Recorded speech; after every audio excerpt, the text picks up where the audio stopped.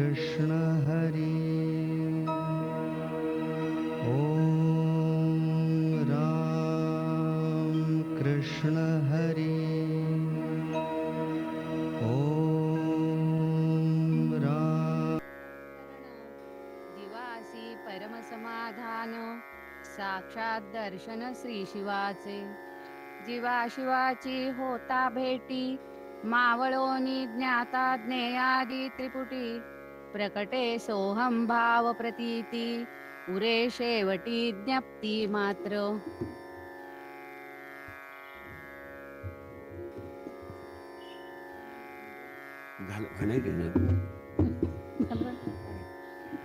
स्वामी स्वरूपानंद वंदन नमितो परब्रह्म श्री स्वामीन महान संत महात्मा आदिनाथ सिद्ध पुरुष तो स्वरूपानंद परमात्मा चित्ती स्मरता वाचे वदता स्वामी स्वरूपानंद आनंदाच्या उसळती लाटा होई परमानंद परमदयाळा परमकृपाळा परमशांत स्नेहाळा प्रियं वद कुळी अवतरे पावसी कैवल्य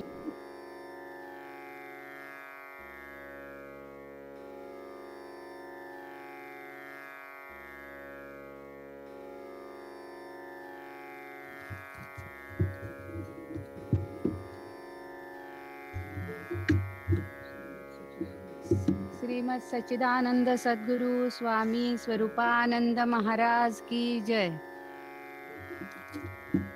श्री ज्ञानदेव वंदन नमितो योगी थोर विरागी तत्वज्ञानी संत तो सत्कविवर परात्पर गुरु ज्ञानदेव भगवंत स्मरण चरण नमावे अनन्य भावे शरण रिघावे अहंकार सांडून जणी टाकावी तयावरुनिया काया कुरवंडून आणि पहावे नितांत सुंदर तेजोमय ते रूप सहज साधनी नित्य रंगुनी व्हावे मग तद्रूप ज्ञानेशाला नमिता झाला श्री सद्गुरुला तोष वरद हस्तमस्तकी ठेऊनी देई मज आदेश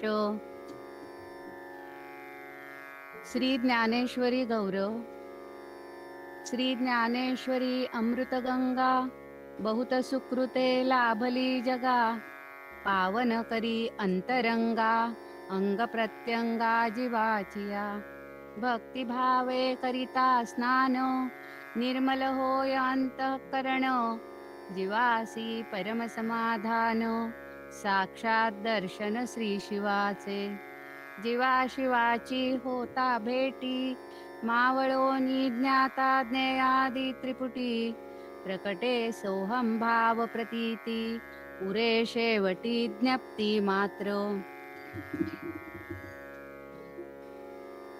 स्वामी स्वरूपानंद वंदन नमितो परब्रह्म श्री स्वामीन महान संत महात्मा आदिनाथ सिद्ध पुरुष तो ओम स्वस्ति श्री गणेशाय नमः। ओम श्री सरस्वत्यै नमः। ओम नमः श्री परमहंसास्वादित चरणकमलचिन्मकरन्दाय भक्तजनमानसनिवासाय श्रीरामचन्द्राय नमामि सद्गुरुं शान्तं सच्चिदानन्दविग्रहं पूर्णब्रह्मपरानन्द मीशमालन्दिवल्लभम् ॐ पूर्णमदः पूर्णमिदं पूर्णात् पूर्णमुदच्यते पूर्णस्य पूर्णमादाय पूर्णमेवावशिष्यते। ॐ शान्तिः शान्तिः शान्तिः। अकारण करुणावरणालय भगवंताच्या असीम कृपेने साधकांचे मायबाप कैवल्य साम्राज्य चक्रवर्ती संत सम्राट विश्वमौली ज्ञानोबा यांच्या पवित्र वाङ्मयीन कृतीचं अर्थात भावार्थ दीपिकेचं यथामती चिंतन करण्याकरता आपण प्रवृत्त झालेलो आहोत आणि यामध्ये आपल्या 10व्या अध्यायाचं चिंतन चालू आहे. कालपर्यंत आपण अर्जुनाने भगवंताला विश्वरूप दाखवण्याविषयी केलेली जी प्रार्थना आहे त्या प्रार्थनेसंबंधी विचार करून आलेलो आहोत. आणि अर्जुनाने देवा तुम्ही मला विश्वरूप दाखवा असं म्हणताच भगवान देखील अर्जुना पहा पहा माझे विश्वरूप पहा असं एकसारखे म्हणत होते.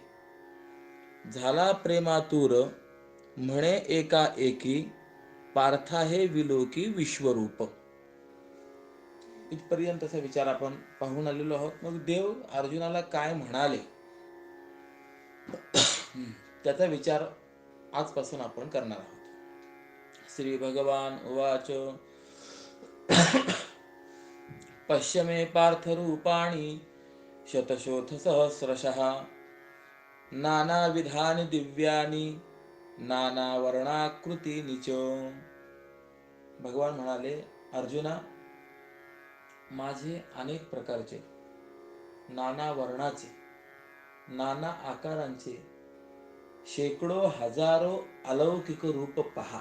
शतशोथ सहस्रशः म्हणजे शेकडो, सहस्रशः म्हणजे हजारो. ठीक. यावरती व्याख्यान करत असताना स्वामीजी म्हणतात तुझ विश्वरूप दाखविले एक कायसे कौतुक तरी त्यात माझ्याची स्वरूपी आघवे हे आता सामावले पार्था देख देख.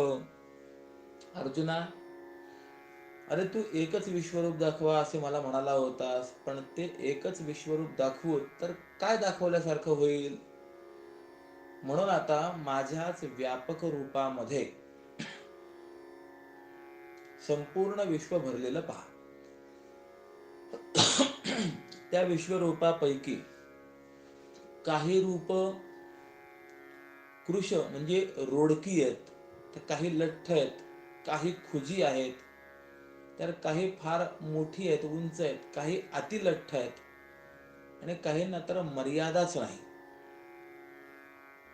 कित्येक रूप अशी आहेत की ते कशाच्या तरी आवेशाने न आवरणारे.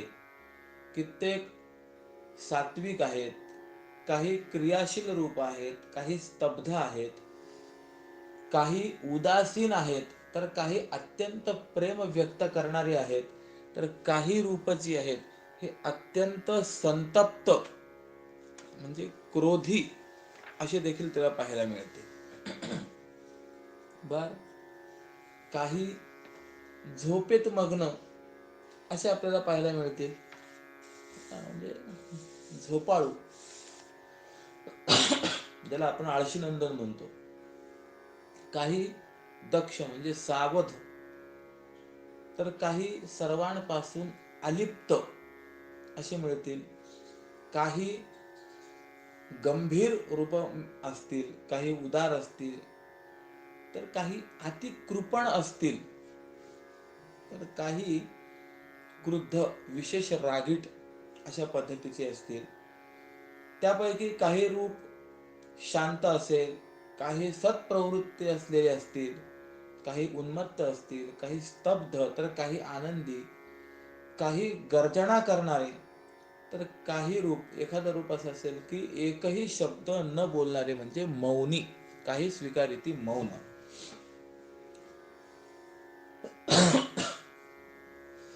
तर काही आषाढभूत असं रूप असेल, काही विरक्त असतील, काही जागे असलेले, तर काही झोपे गेलेले, काही संतुष्ट, तर काही हावरेखोर म्हणजे लोभी, तर काही एक प्रसन्न असे स्वरूप पाहायला मिळते. कित्येक स्वरूप सशस्त्र असतील, तर कित्येक स्वरूप निशस्त्र असतील, काही उग्र असतील तर काही प्रेमळ असतील, म्हणजे काही एक भयानक तर काही कित्येक विचित्र तर काही मूर्छित अशी देखील पाहायला मिळतील. काही ब्रह्मदेवासारखी रूप जगत उत्पत्तीच्या लीला करणारे पाहायला मिळतील, तर काही विष्णूसारखी सात्विक रूप आसक्तीने जगत पालन करण्याचा स्वभाव असलेले पाहायला मिळतील, तर काही भगवान शंकरांसारखी रूप जे तमोगुणाच्या आवेशाने जगाचा संहार करणारे आहेत, तर काही रूप जीवनमुक्तासारखे असतील की जे असंग आणि साक्षी स्वरूप असतील. अर्जुना, याप्रमाणे नाना प्रकारचे पण पुष्कळ आणि अलौकिक तेजाने प्रकाशमान असलेले, तसेच एकासारखा दुसऱ्याचा वर्ण रंग नसलेले अमर्याद रूप तुला पाहायला मिळतील रे. एकासारखा दुसऱ्याचा वर्ण नाही, रंग नाही, चेहरा नाही, यात नवल नाही. आपण बघा किती ईश्वराने ही निर्माण केलेली सृष्टी विविध आहे की एकासारखा दुसऱ्याचा अंगठा देखील नाही. म्हणून आज तुम्ही वेळेत नोकरीच्या स्थानी रुजू झाला आहात की नाही याकरता म्हणून त्या मशीनवरती आपला अंगठा ठेवावा लागतो की नाही. एकासारखा दुसरा अंगठा नाही. किती अलौकिक आहे. भगवान सांगतात या विश्वरूपामध्ये तुला काय काय पाहायला मिळेल. कित्येक वर्ण रूप अशी मिळतील की जे तापलेल्या सोन्यासारखे तेजस्वी आहे.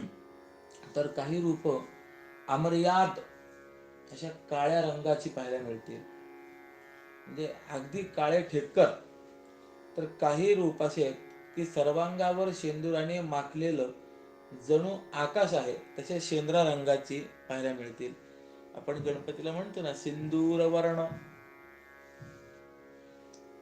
तर काही रूप अर्जुना तुला ब्रह्मांड जणू माणिक रत्नांनी जडवलेलं असावं त्याप्रमाणे स्वभावतः चमकणारे लहान लहान दिसतील. तर कित्येक अरुणोदयासारखी लाल, तर कित्येक केशरी रंगाची दिसतील. कितीक रूप शुद्ध स्फटिकाप्रमाणे शुभ्र असे पाहायला मिळतील. कितीक रूप इंद्र नीलमण्याप्रमाणे गडद निळे, तर कित्येक रूप काजळाच्या वर्णाप्रमाणे म्हणजे काजळासारखे अत्यंत काळपट, तर कित्येक रूप तुला लाल रंगाची देखील पाहायला मिळते. तर कित्येक रूप तुला झळझळीत सोन्याप्रमाणे पिवळे, तर काही रूप तुला पाण्याने भरलेल्या नूतन मेघाप्रमाणे श्याम वर्णांची, काही रूप तुला चाफ्याच्या फुलाप्रमाणे गौर वर्णांची, तर काही एक हिरव्या रंगांची अशी दिसतील. काही रूप तुला तापलेल्या तांब्यासारखी तांबडी, कित्येक शुभ्र चंद्राप्रमाणे शुद्ध शीतळ अशा नाना रंगांचे माझे रूप आहेत. हे जसे वेगवेगळे रंग तसेच विश्वरूपाच्या आकृतीतही तुला वेगळेपण पाहायला मिळेल. किंबहुना लाजेने कामदेवाने देखील शरण जावं अशी कित्येक सुंदर रूप तुला पाहायला मिळतील. लाजोने मदन खाली घाली मान जयाते पाहून धनंजया, ऐसी सुकुमार सुंदर ही देख बांधा ही सुरेख जयांचा गा. कित्येक तर लावण्याची मर्यादा ओलांडणारे रूप तुला पाहायला मिळतील. विश्वसुंदरी. तर काही कोमल शरीर असलेल्या मनाला हरण करणाऱ्या आकृती पाहायला मिळतील. तर काही शृंगार रूपी संपत्तीची जणू काही भांडार उघडलेली आहेत अशा आकृती तुला पाहायला मिळतील. कित्येक आकृती अशा की पुष्ट अवयव असलेल्या मांसल आकृती, तर कित्येक वाळलेल्या अतिभीषण आकृती पाहायला मिळतील. काही दीर्घकंठ, पसरट, कुरूप, तर काही वेड्या वाकड्या अशा पण आकृती तुला पाहायला मिळतील. आणि अशा माझ्या नाना प्रकारच्या आकृती आहेत. हे अर्जुना, यांची मर्यादा पाहता कळणार नाही आणि यांच्या एका एका अंगाच्या भागावर हे जग असल्याचं बघून घे. पश्चादित्यान वसून रुद्रा नश्विनो मरुतस्तथा बहून्य दृष्टपूर्वाणि पश्याश्चर्यानि भारत. म्हणजे हे अर्जुना, माझ्या या विश्वरूपाच्या ठिकाणी 12 आदित्य, 8 वसु, 11 रुद्र, 2 अश्विनी कुमार, 1 उणे 50 म्हणजे 49 मरुद्गण आहेत आणि पूर्वी न पाहिलेली पुष्कळ आश्चर्य आहेत. बघ, विश्वरूपाची या उघडता दृष्टी पसरता सृष्टी आदित्यांच्या, मग मागुती ती मिटवणी जाताच सर्व ही त्यासाच लया जाती. भगवान म्हणतात जिथे किंवा जेव्हा या विश्वरूपाच्या दृष्टीचं उघडणं होत असतं तेव्हा 12 आदित्यांच्या सृष्टी विस्तारतात आणि जेव्हा ती दृष्टी झाकली जाते तेव्हा ते आदित्य त्या दृष्टीत एकमेकांना मिठी देत आहेत आणि एकत्र मावळत आहेत असं आपल्याला लक्षात येतं. या विश्वरूपाच्या तोंडातून निघणाऱ्या वाफेबरोबरच जिथे सर्व विश्व ज्वालामय आहे त्या विश्वरूपात अग्नी इत्यादी देवता आणि अष्टवसूंचा समुदाय येत आहे आणि भुवयांची 2 विरुद्ध टोकं क्रोधाने उंचावल्यामुळे एकत्र मिळू पाहतात तेव्हा 11 रुद्रगणांचे संघात प्रगट झालेले दिसतात. म्हणजे या विश्वरूपाच्या एकेका कृतीमध्ये काय काय होतं त्याचा विचार सांगितलेला आहे. आणि क्रोधावेगे जेव्हा एकत्रित यावया पाहत भ्रूलताग्रे, म्हणजे भुवयांची टोकं ज्या वेळेला क्रोधाने एकत्रित यायला पाहतात त्यावेळेला तिथे रुद्रगणांचा संभार 11 रुद्र जे आहेत हे प्रगट होतात अशी स्थिती आहे. किंबहुना विश्वरूपाच्या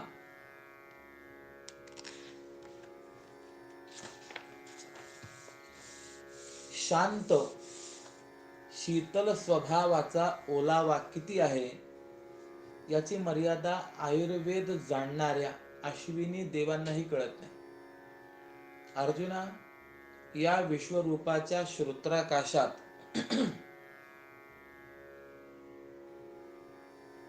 अनेक वायू निर्माण होतात आणि याप्रमाणे विश्वरूपाच्या एक एक अवयवाच्या सहज लीलेत अनेक देव सिद्ध चारणांची कुळ जन्माला येतात आणि अशी ही माझी अमर्याद आणि विस्तृत असलेली जी रूप आहेत ती पहा.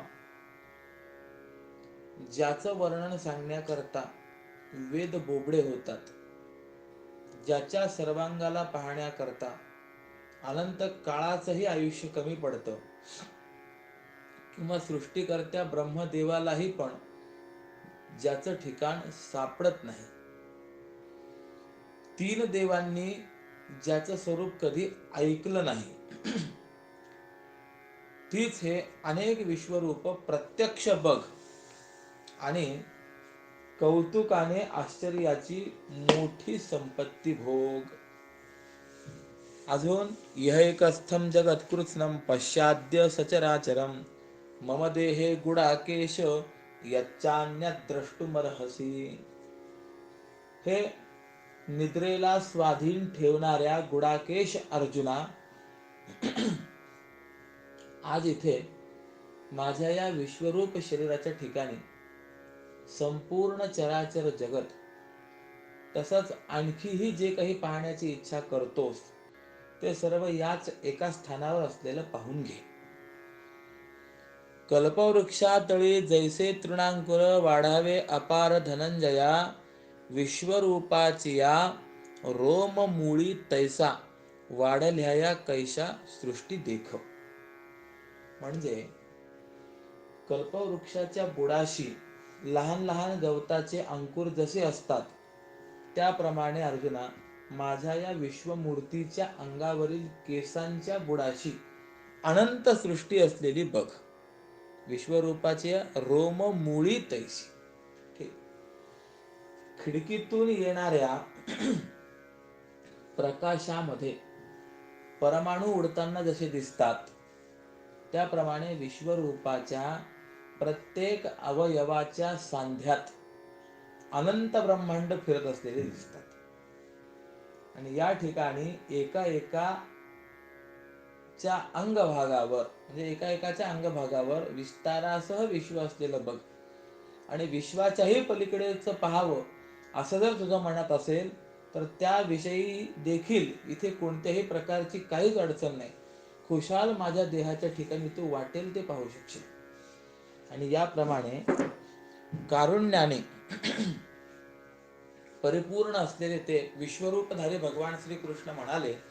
तेव्हा अर्जुन विश्वरूप पाहत आहे किंवा पाहत नाही यापैकी काहीच बोलला नाही, तर तो स्तब्धच राहिला. आता अर्जुन इथे गप्प का बसलाय?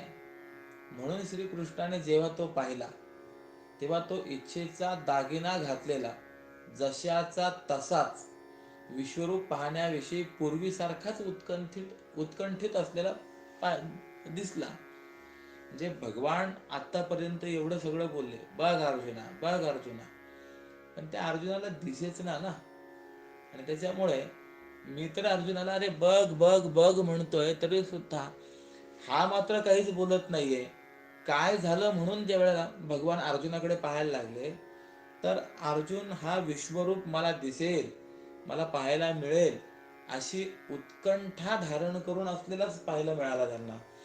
आपण दाखवतोय परंतु त्याला दिसलंच नाहीये, त्यामुळे त्याची उत्कंठा तशीच आहे हे लक्षात आलं. म्हणून पुढे म्हणतात न तुमाम शक्यसे द्रष्टुम अनेनैव स्वचक्षुषा दिव्यम ददामि ते चक्षुः पश्य मे योगमैश्वरम. मग मनी म्हणे पार्थाची उत्कंठा नाहीच सर्वथा ओहटली. म्हणजे या श्लोकाचा अर्थ असा आहे, तू आपल्या या प्राकृत डोळ्याने माझं रूप पाहू शकत नाहीस, म्हणून मी तुला दिव्य डोळे देतो की ज्या डोळ्यांनी तू माझ्या ईश्वरी सामर्थ्य रूप योगाला पाहू शकशील. भगवान पाहतायत की अर्जुनाला मी पहा म्हणतोय, पण अर्जुन मात्र काहीच त्याविषयी उत्तर देत नाहीये. असं का होतंय? हा स्तब्ध का? तर मग मनात म्हणाले, अरे अद्यापही याच्या उत्कंठेला ओहोटी पडली नाही, अजूनही याला विश्वरूप दर्शन सुखाचा मार्ग सापडला नाही, आणि मी दाखवलेलं विश्वरूप याला आकलन झालेलं नाही. आणि असं मनात म्हणून देव हसले आणि हसून उपरोधिक प्रमाणे म्हणाले, हे डोळसा अर्जुना, मी तुझ्या इच्छेप्रमाणे विश्वरूप तर दाखवलंय, परंतु तू बघतच नाहीस, त्याला मी तरी काय करावं? या भगवंताच्या भाषणानंतर तो बुद्धिमान अर्जुन म्हणाला, अरे देवा, मी विश्वरूप बघू शकत नाही हा कमीपणा कोणाला आहे याचा विचार तर कर ना. तुम्ही जर बगळ्याकडून चांदणं सेवन करू पाहत असाल तर ते कसं शक्य होईल? चंद्रामृत कुणाला प्राप्त होतं? तर ते चातकाला प्राप्त होत असतं, त्याला सेवन करता येतं. तुम्ही चातकाच्या ऐवजी जर बगळ्याकडून ते चंद्रामृत चांदणं सेवन करावयाची इच्छा करत असाल तर कसं होईल? किंवा अरे ऋषिकेशा, एखाद्या आंधळ्या पुढे आरसा स्वच्छ करून ठेवला आणि त्याला जर म्हटलं की बघ कसं दिसतंय, तर त्या आरशाला आंधळ्याला आरशाचा काय उपयोग आहे? किंवा एखाद्या बहिऱ्या पुढे गायन करण्याकरता बसलात, सुंदर गायन केलं, मग त्या बहिऱ्याला विचारलं, सांगा आमचं गायन कसं झालं, काय तो बहिरा सांगू शकेल?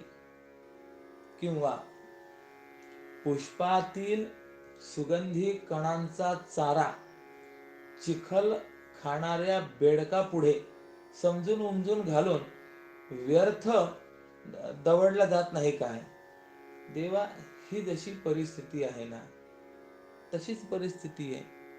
माझ्या ठिकाणी ते विश्वरूप पाहण्याचं सामर्थ्य नाही, तुम्ही मला म्हणतात बघ बघ, आणि पुन्हा वरतून माझ्यावरच रागवता. म्हणून तुम्ही रागवता कोणावरती हो? जे विश्वरूप इंद्रियांना विषय न होणार आहे, म्हणून निश्चित झालंय की बा हे इंद्रियातीत आहे, जे केवळ ज्ञानदृष्टीच्याच भागाला आलेलं आहे, जे ज्ञानदृष्टी वाचून अन्य रीतीने ते दिसणे शक्य नाही, अशी ज्या संबंधामध्ये स्थिती आहे, ते तुम्ही माझ्या चर्मचक्षू पुढे आणून घातलं आहे, तर तुम्ही कसं पाहू शकेल देवा?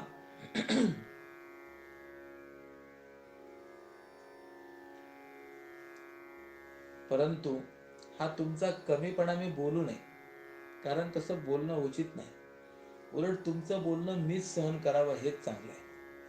म्हणजे काय झालं, देवाने दिव्य चक्षु, दिव्य दृष्टी तर दिलीच नाही, आणि पुन्हा वरतून अर्जुनाला म्हणत होते की अरे पहा ना पहा ना, का पाहत नाहीस, का बोलत नाही काही.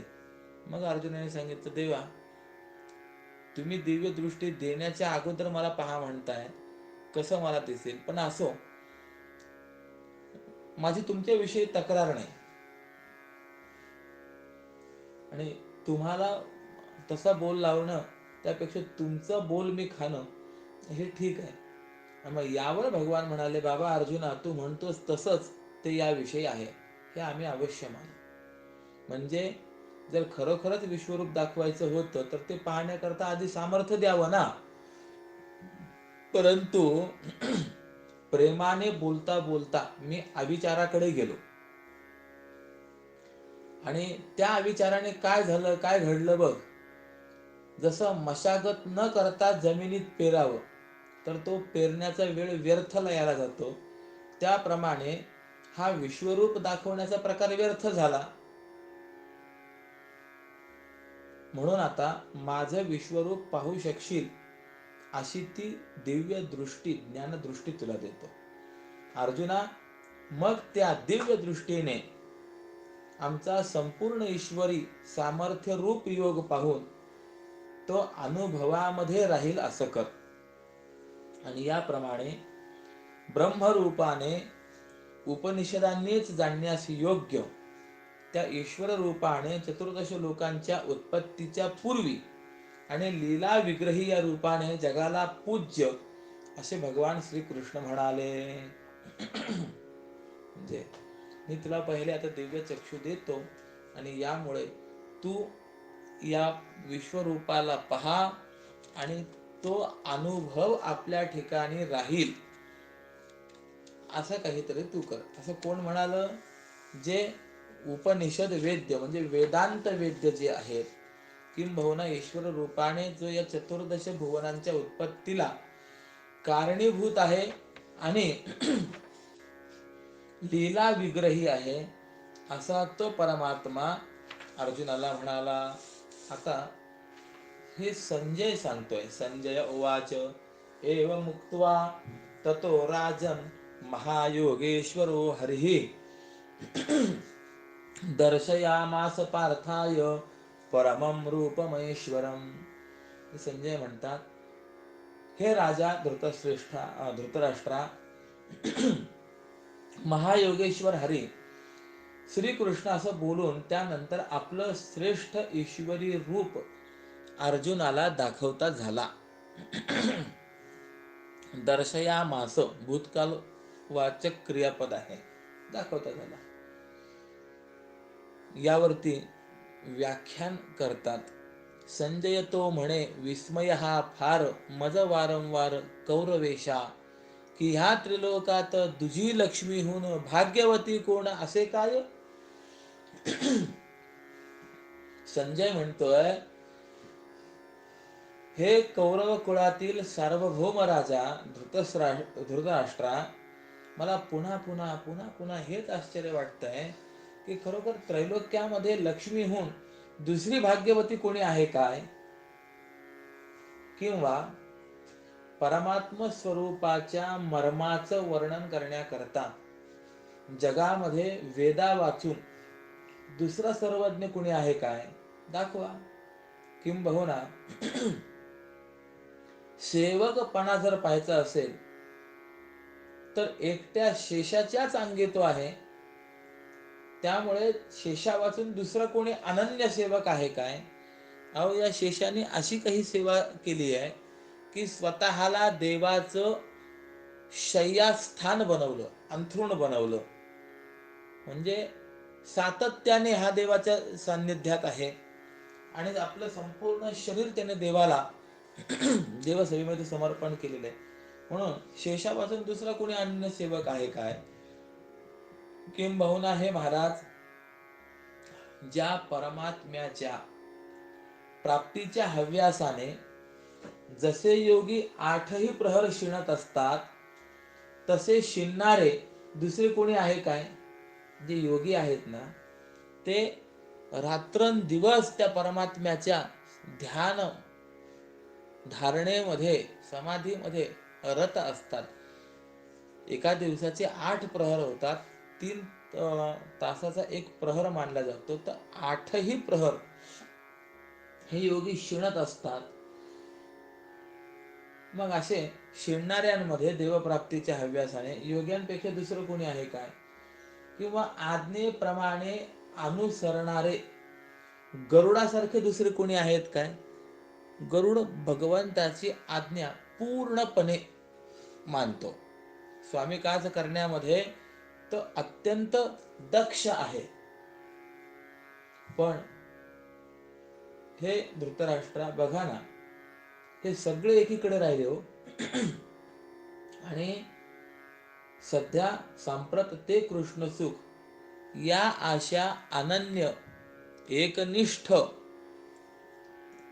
सेवकांपैकी कुणाच्याही वाट्याला न येता कृष्ण सुख एकट्या अर्जुनाच्या ठिकाणी एकवट झालंय. किंबहुना हे आजच झालंय असं नाही. माझं तर मत असं आहे की ज्या दिवसापासून पांडव जन्माला आले त्या दिवसापासून हा प्रकार सुरू झालाय. देखा तयासीच जन्मल्यापासून लाभले संपूर्ण कृष्ण प्रेम. म्हणजे इतरांनी एवढी सेवा केली परंतु त्यापैकी कुणाच्याही वाट्याला हे सुख आलं नाही. पण पांडव ज्या दिवशी जन्माला आले त्या दिवसापासूनच पांडवांच्या ठिकाणी हा प्रकार सुरू झाला. म्हणजे सगळं प्रेम जे आहे, सगळं सुख जे आहे, पांडवांच्याच पोटी आलं, भाग्याला आलं. आणि त्यातही हे पांडव किती आहेत? 5 आहेत की नाही? पण या 5 पांडवांमध्ये देखील श्रीकृष्ण हा सहजच एकट्या अर्जुनाच्याच अधीन झालाय.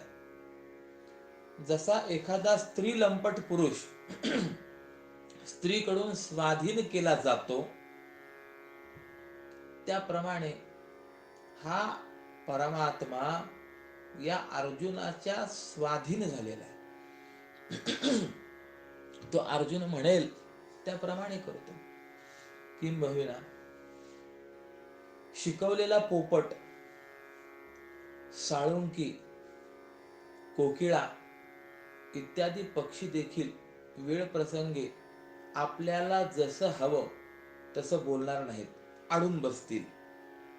बऱ्याच वेळेला असं होतं की नाही, आपण पोपटाला बोलवण्याचा प्रयत्न करतो, बोल बोल, पण ते बोलतच नाही, अडून बसतो. किंबहुना करमणुकी करता पाळलेला कुत्रा, हरिण, घोडा, हत्ती हे पशु देखील जिकडे चल म्हटलं तिकडे समंजसपणाने चालणार नाही, ऐन वेळेवर अडून बसू शकतील. परंतु या अर्जुनाच्या ठिकाणी हे देव दुर्लभ भाग्य कसं वाढलं आहे ते जाणता येत नाही, कळतच नाही म्हणे. म्हणजे हे तरी अडतील, परंतु अर्जुनाने सांगितल्यानंतर देव कोणत्याच गोष्टीला नाही म्हणत नाही, ताबडतोब तयार होतो. बघा ना,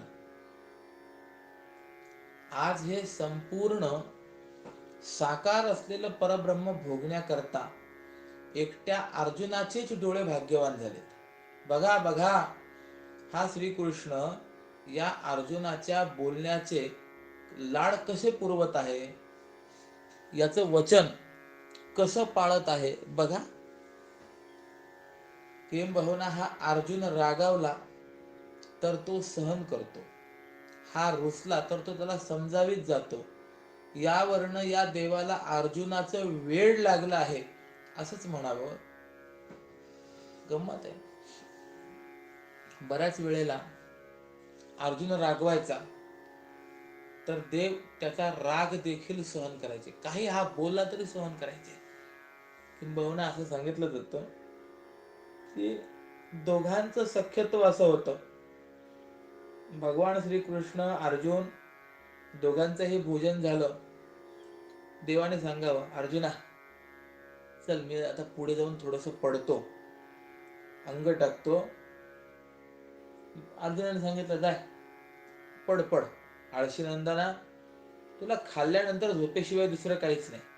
भगवंतांनी सहन करावं. ठीक आहे बाबा, तसं म्हण.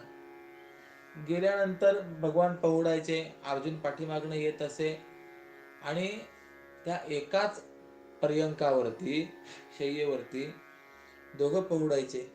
पण अर्जुन काय करत असे की देव पहुडलेला असताना त्या देवाकडे पाहायचे, करे कृष्णा एवढी जागा तुला एकट्याला लागते का? म्हणून जावा आणि अर्जुनाने अशी आपली कोपर खळी देवाला मारावी, सरक तिकडे. देवाने ते देखील सहन करावं. हो सरकतो अर्जुना, चलतो, तुला किती जागा पाहिजे तू घे तेवढी जागा. म्हणजे अर्जुन रागावला, अर्जुनाने काही प्रसंगामध्ये देवाला कोपर खळी वगैरे जरी मारली तरी देखील भगवंताने ती सहन करावी. किंबहुना अर्जुन रुसला तर देवाने त्याला समजवावं. आपल्याला एक प्रसंग असा पुराणांमधनं मिळतो की कृष्ण आणि अर्जुन दोघ जण फिरत फिरत एका सुंदर प्रदेशामध्ये गेले आणि तिथली ती वनशोभा वगैरे सर्व पाहत असताना त्या अर्जुनाच्या मनामध्ये विचार आला की अरे इतकं सुंदर ठिकाण आहे, या ठिकाणी आपल्या सोबत जर सुभद्रा असती तर किती बरं झालं असतं. तर देवाच्या लक्षात आलं की आता या ठिकाणी अर्जुनाला सुभद्रेची अपेक्षा आहे. म्हणून भगवान श्रीकृष्ण म्हणाले, अर्जुना तू जरा आता इथे फिर, मी थोडस बाजूला पाहून येतो. अर्जुन म्हणाला, ठीक आहे देवा. पण अर्जुनाचं मन काही त्या फिरण्यामध्ये लागेना, विहारामध्ये लागेना, कारण की त्याच्या अंतःकरणामध्ये सुभद्रेविषयीचा विचार चाललेला होता. भगवंताने काय केलं, जे बाजूला गेले ते सुभद्रेचं रूप घेऊनच आले. आता अर्जुन विचार करायला लागला, सुभद्रा इथे कशी? तर सुभद्रा रूपी भगवंताने सांगितलं, अहो स्वामी, तुमचं मनोगत, तुमची इच्छाच मला इथपर्यंत घेऊन आली. अर्जुनाच्या काही लक्षातही येईना, पण सुभद्रा आली म्हणून अर्जुनाने त्या सुभद्रे बरोबर क्रीडा केली, सुभद्रे बरोबर फिरला वगैरे. आणि ती सुभद्रा म्हणाली, अहो स्वामी, आपण दोघं या बागेमध्ये एकत्र होतो, याची काहीतरी खूण. अर्जुन म्हणाला, ठीक आहे ना. अर्जुनाने आपल्या बोटातली अंगठी काढली, सुभद्रेला खूण म्हणून दिली. झालं. मग विहार झाल्यानंतर अर्जुन म्हणतोय, सुभद्रे जातो आता, तुझा भाऊ कृष्ण येण्याची वेळ झाली. ठीक आहे म्हणे, जाते. आणि सुभद्रा गेल्यानंतर 5-10 मिनिटांमध्ये भगवान आले. भगवंताने आता पाहिलं अर्जुन प्रसन्न आहे, संतुष्ट आहे. अर्जुना निघायचं का? हो देवा, चला आता, काही हरकत नाही. आणि मग भगवान निघाले, सारथ्य करत होते. त्यावेळेला जे घोडे होते, घोड्यांना चाबूक मारण्याच्या उद्देशाने भगवान ज्या हातामध्ये ती अर्जुनाने दिलेली अंगठी होती तो हातच मुद्दाम वरती करत असत. अर्जुनाशी बोलताना मुद्दाम होऊन ते बोट पुढे करत असत, ज्या बोटामध्ये अर्जुनाने दिलेली अंगठी होती. अर्जुन विचार करतोय, अरे ही अंगठी तर माझी आहे, ही अंगठी मी सुभद्रेला दिलेली होती, ही याच्या हातात आली कशी? भाऊ बहीण एकत्र तर झाले नाही, या कृष्णाने त्याच्याकडनं मागून तरी घेतली नाही. असं पुढचा प्रसंग मला कोणताही सांगायचं नाहीये. सांगण्याचं तात्पर्य फक्त एवढं चाललेलं आहे की एवढं भगवंताचं अर्जुनावरती प्रेम की अर्जुनाच्या अंतःकरणामध्ये सुभद्रेची इच्छा झाली तर परमात्मा सुभद्रा रूपाने अर्जुनाला भेटतात. म्हणून हा अर्जुन रुसला तर त्याला समजावतात. म्हणून लागले पार्थाचे देवा लागी पिसे, नवल हे कैसे देखे राजा.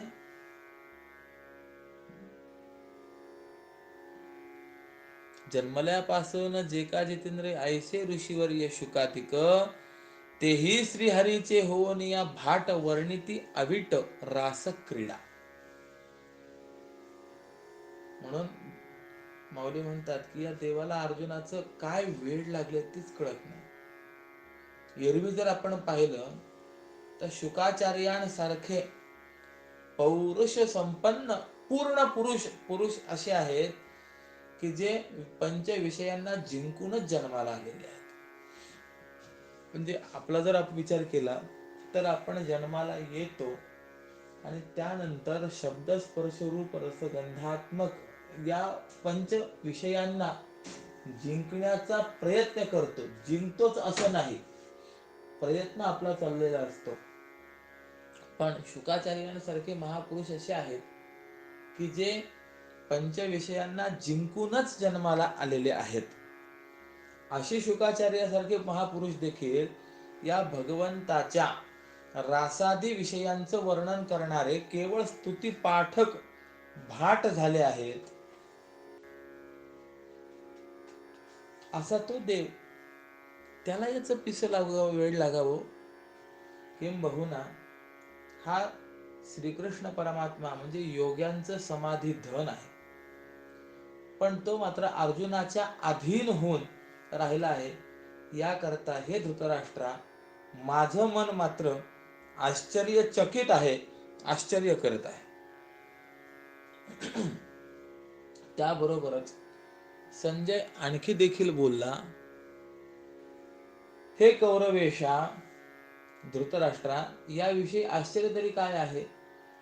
श्रीकृष्णानेच ज्याचा स्वीकार केलाय त्याचा असाच भाग्योत्कर्ष होणार. म्हणजे आता आश्चर्य करण्याचं काय कारण आहे. त्या देवानेच याला माझं म्हटलेलं आहे तर मग त्याचा भाग्योदय होणार नाही काय, त्याचा असाच उत्कर्ष होतच राहणार आहे. आणि म्हणूनच तो देवांचा राजा श्रीकृष्ण म्हणाला की अर्जुना, मी तुला ती दृष्टी देतो की ज्या दृष्टीने तू विश्वरूपाचं परिमाण पाहू शकशील. आणि असे श्रीकृष्णाच्या मुखातून अक्षरे निघतात न निघतात तोच अर्जुनाला दिव्य दृष्टी प्राप्त होऊन या विश्वरूप विषयक अविद्येचा अंधार जो आहे तो एकसारखा जाऊच लागला. म्हणजे आता अज्ञान परिसमाप्त व्हायला लागलं आणि विश्वरूप दर्शन त्याला दिसलं झालं. मग त्या भगवान मुखातील निघालेले अक्षर नव्हेत तर ती म्हणजे ज्ञान कलारूप ब्रह्माचं सार्वभौम राज्य दाखवणाऱ्या मशालीच आहेत. आणि त्या खास भगवंताने अर्जुना करताच पेटवलेले. हे अक्षर काय म्हणजे दिव्यम ददामि ते चक्षुः, हे पश्चिमे योगम ऐश्वर्यम, हे अक्षर म्हणजे जणू काही मशालीच आहेत की ज्यांच्या माध्यमातून अर्जुनाला या भगवंताचं सार्वभौम राज्य दिसलेलं आहे.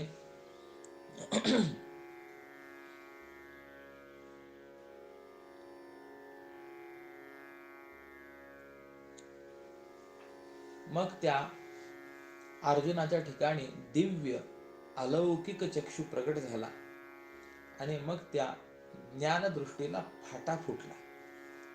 ती दृष्टी विस्तारली आणि मग तो त्या दिव्य दृष्टीने विश्वरूप पाहू लागला. याप्रमाणे भगवान श्रीकृष्णांनी अर्जुनाला आपलं ईश्वरी सामर्थ्य विश्वरूपाच्या द्वारा दाखविले. तेने विश्वनाथे ह्यापरी आपुले, ऐश्वर्य दाविले पार्था लागे. मग ते विश्वरूप कसं होतं या संबंधामध्ये सांगतात, हे मत्स्य कुर्मादी अवतार ते ज्या समुद्राच्या लाटा आहेत, हे विश्वरूपी मृगजळ ज्याच्या किरणांनी भासतं, असं ते विश्वरूप आहे. म्हणजे मत्स्यकूर्मादी अवतार या समुद्राच्या लाटा आहेत असं ते विश्वरूप. हे विश्वरूपी म्हणजे जगदरूपी मृगजळ ज्याच्या किरणांनी भासतं ते विश्वरूप. किंबहुना ज्या अनादि भूमिकेवर हे चराचराचं चित्र स्पष्ट उमटत आहे, असं ते आपलं विश्वरूप वैकुंठ नायक श्रीकृष्णाने त्या अर्जुनाला दाखवलं. अजून काय काय दिसलं की मागे लहानपणी गोकुळामध्ये असताना याच लक्ष्मीपती भगवंताने एकदा माती खाल्ली आणि त्यावेळेला यशोदेने रागावून याला हाती धरलेला आहे. देखिलासी माती खाता दावियाने बांधी माता, जगद्गुरु तुकोबराय म्हणतात. किंबहुना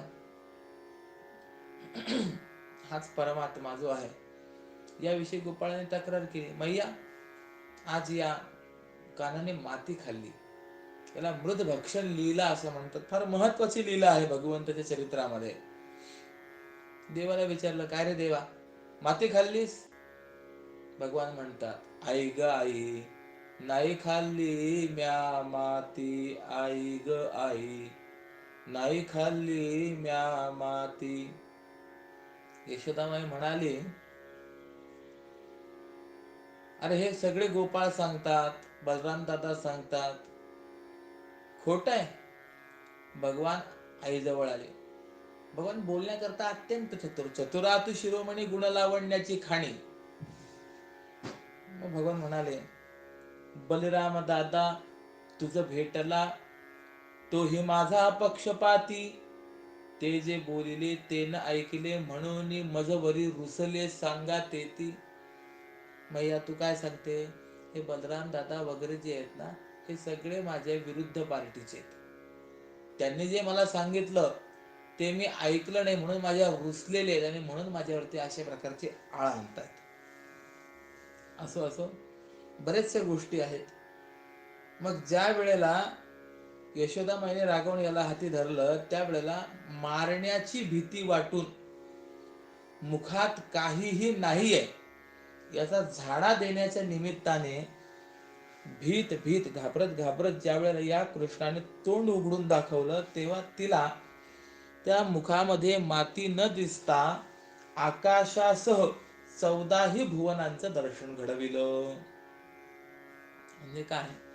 यशोदाबाई म्हणाली, जर हे सगळे खोटं बोलतात ना, तर मग तूच एकटा जर खरा बोलणार आहेस तर दाखवतो. भगवानही म्हणाले, मैया दाखवतो ना तुला. यांचं जर खरं वाटत असेल, समक्षम पश्चिमे मुखम. काय? ज्याला राजकारणी व्हायचंय त्याने श्रीकृष्ण चरित्राचा बारकाईने अभ्यास करावा. कारण की हे चरित्रच असं अलौकिक आहे. भगवंताचा जर आपण विचार केला तर खोटं बोल पण रेटून बोल, हे एक तत्व आपल्याला पाहायला मिळतं. आणि दुसरं तत्व असं पाहायला मिळतं की आश्वासन द्यायचं पण ते मात्र पाळायचं नाही. म्हणजे ज्या वेळेला तो अवतार घ्यायचा होता त्यावेळेला भगवान बलराम दादांना म्हणाले, चला दादा आता आपल्याला अवतार घ्यायचा आहे. बलराम दादा म्हणाले, मी काही अवताराला येणार नाही. का येणार नाही? त्याचं कारण आहे म्हणे,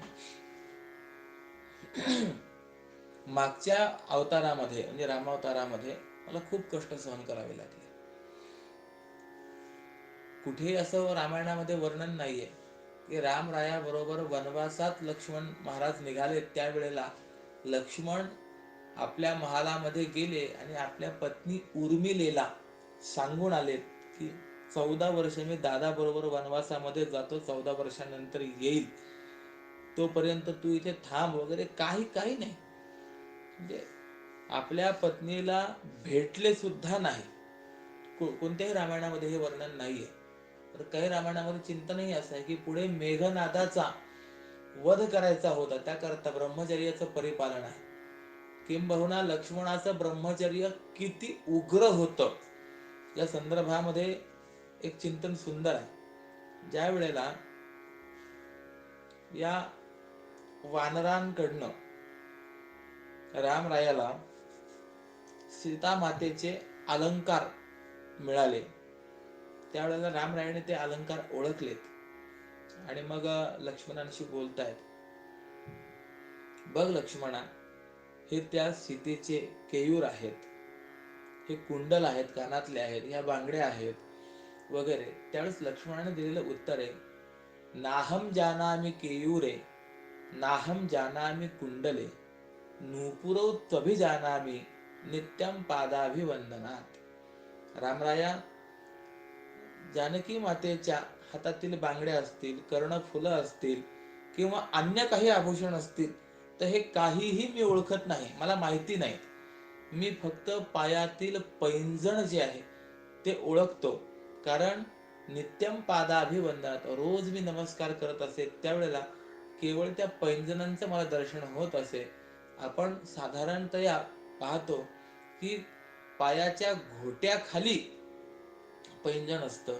म्हणजे याचाच अर्थ आहे की लक्ष्मणाचं ब्रह्मचर्य इतकं उग्र आहे की सीतामाईच्या, जानकी मातेच्या पायाच्या घोट्याच्या वरती देखील कधी त्यांची दृष्टी नाही, आणि सतत सीतामाईच्या पाठीमागे चालणारा, अनुगमन करणारा लक्ष्मण किती कडकडीत ब्रह्मचर्य पालन केलेलं आहे. किंबहुना ज्या वेळेला लक्ष्मण महाराज सुमित्रा मातेकडे गेले रामरायाबरोबर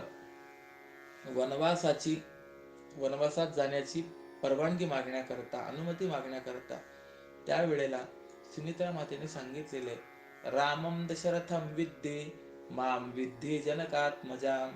लक्ष्मणा, रामाला दशरथ स्वरूप समज आणि सीतेला मत स्वरूप म्हणजे सुमित्राच आहे असं समजून, म्हणजे माता पिता समजून त्यांची सेवा कर.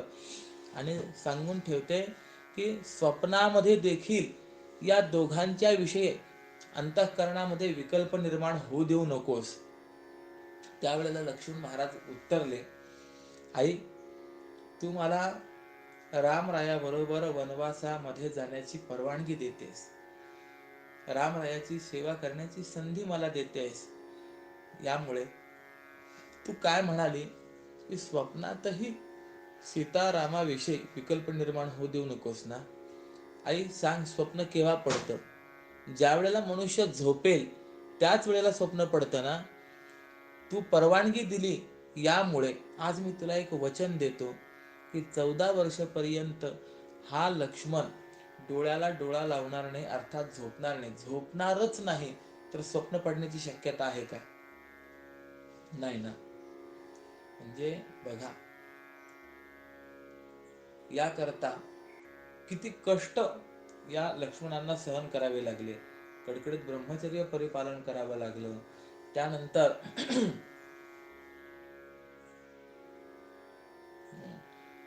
14 वर्ष झोप नाही, काही नाही, अशी स्थिती या लक्ष्मणांना पालन करावी लागली. पुढे मेघनाथाशी युद्ध केलं, त्याच्याशी शक्ती लागली, मृत्युमुखी जवळपास पडले होते, त्यातून पुन्हा वाचले वगैरे, एवढे सगळे आपल्याला कष्ट सहन करावे लागले. आणि म्हणून त्या शिष्यांनी सांगितलं की नाही देवा, आता मी काही तुझ्या बरोबर अवताराला येणार नाही. त्याला भगवंतांनी सांगितलं, शेषा, तुम्ही म्हणतात ते सगळं बरोबर आहे, मागच्या वेळेला या सगळ्या गोष्टी घडल्या, अगदी खरं आहे, पण काय आहे, त्यावेळेला तुम्ही लहान होता म्हणून तुम्हाला हे सर्व सहन करावं लागलं. पण आता मात्र तुम्ही मोठे व्हा.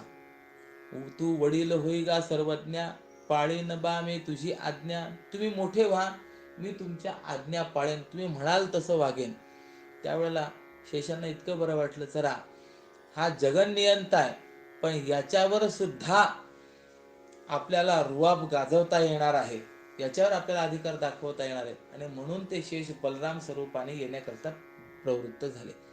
माझं सांगण्याचं तात्पर्य काय झालेलं आहे, भगवान म्हणाले की तुझी आज्ञा मी पाळेन, परंतु पुढे अवतार कार्यामध्ये कुठेतरी देवाने बलरामदादांची आज्ञा पाळल्याचं वर्णन आपल्याला पाहायला मिळतं का? नाही. आश्वासन द्यायचं परंतु ते पाळायचं नाही, ही स्थिती आपल्याला कृष्णावतारामध्ये बऱ्यापैकी पाहायला मिळते. असा तो परमात्मा की ज्याने बलराम दादांना त्या ठिकाणी खोटं पाडलं आणि मातेला ज्यावेळेस म्हणाली की मग दाखव, तोंड उघड,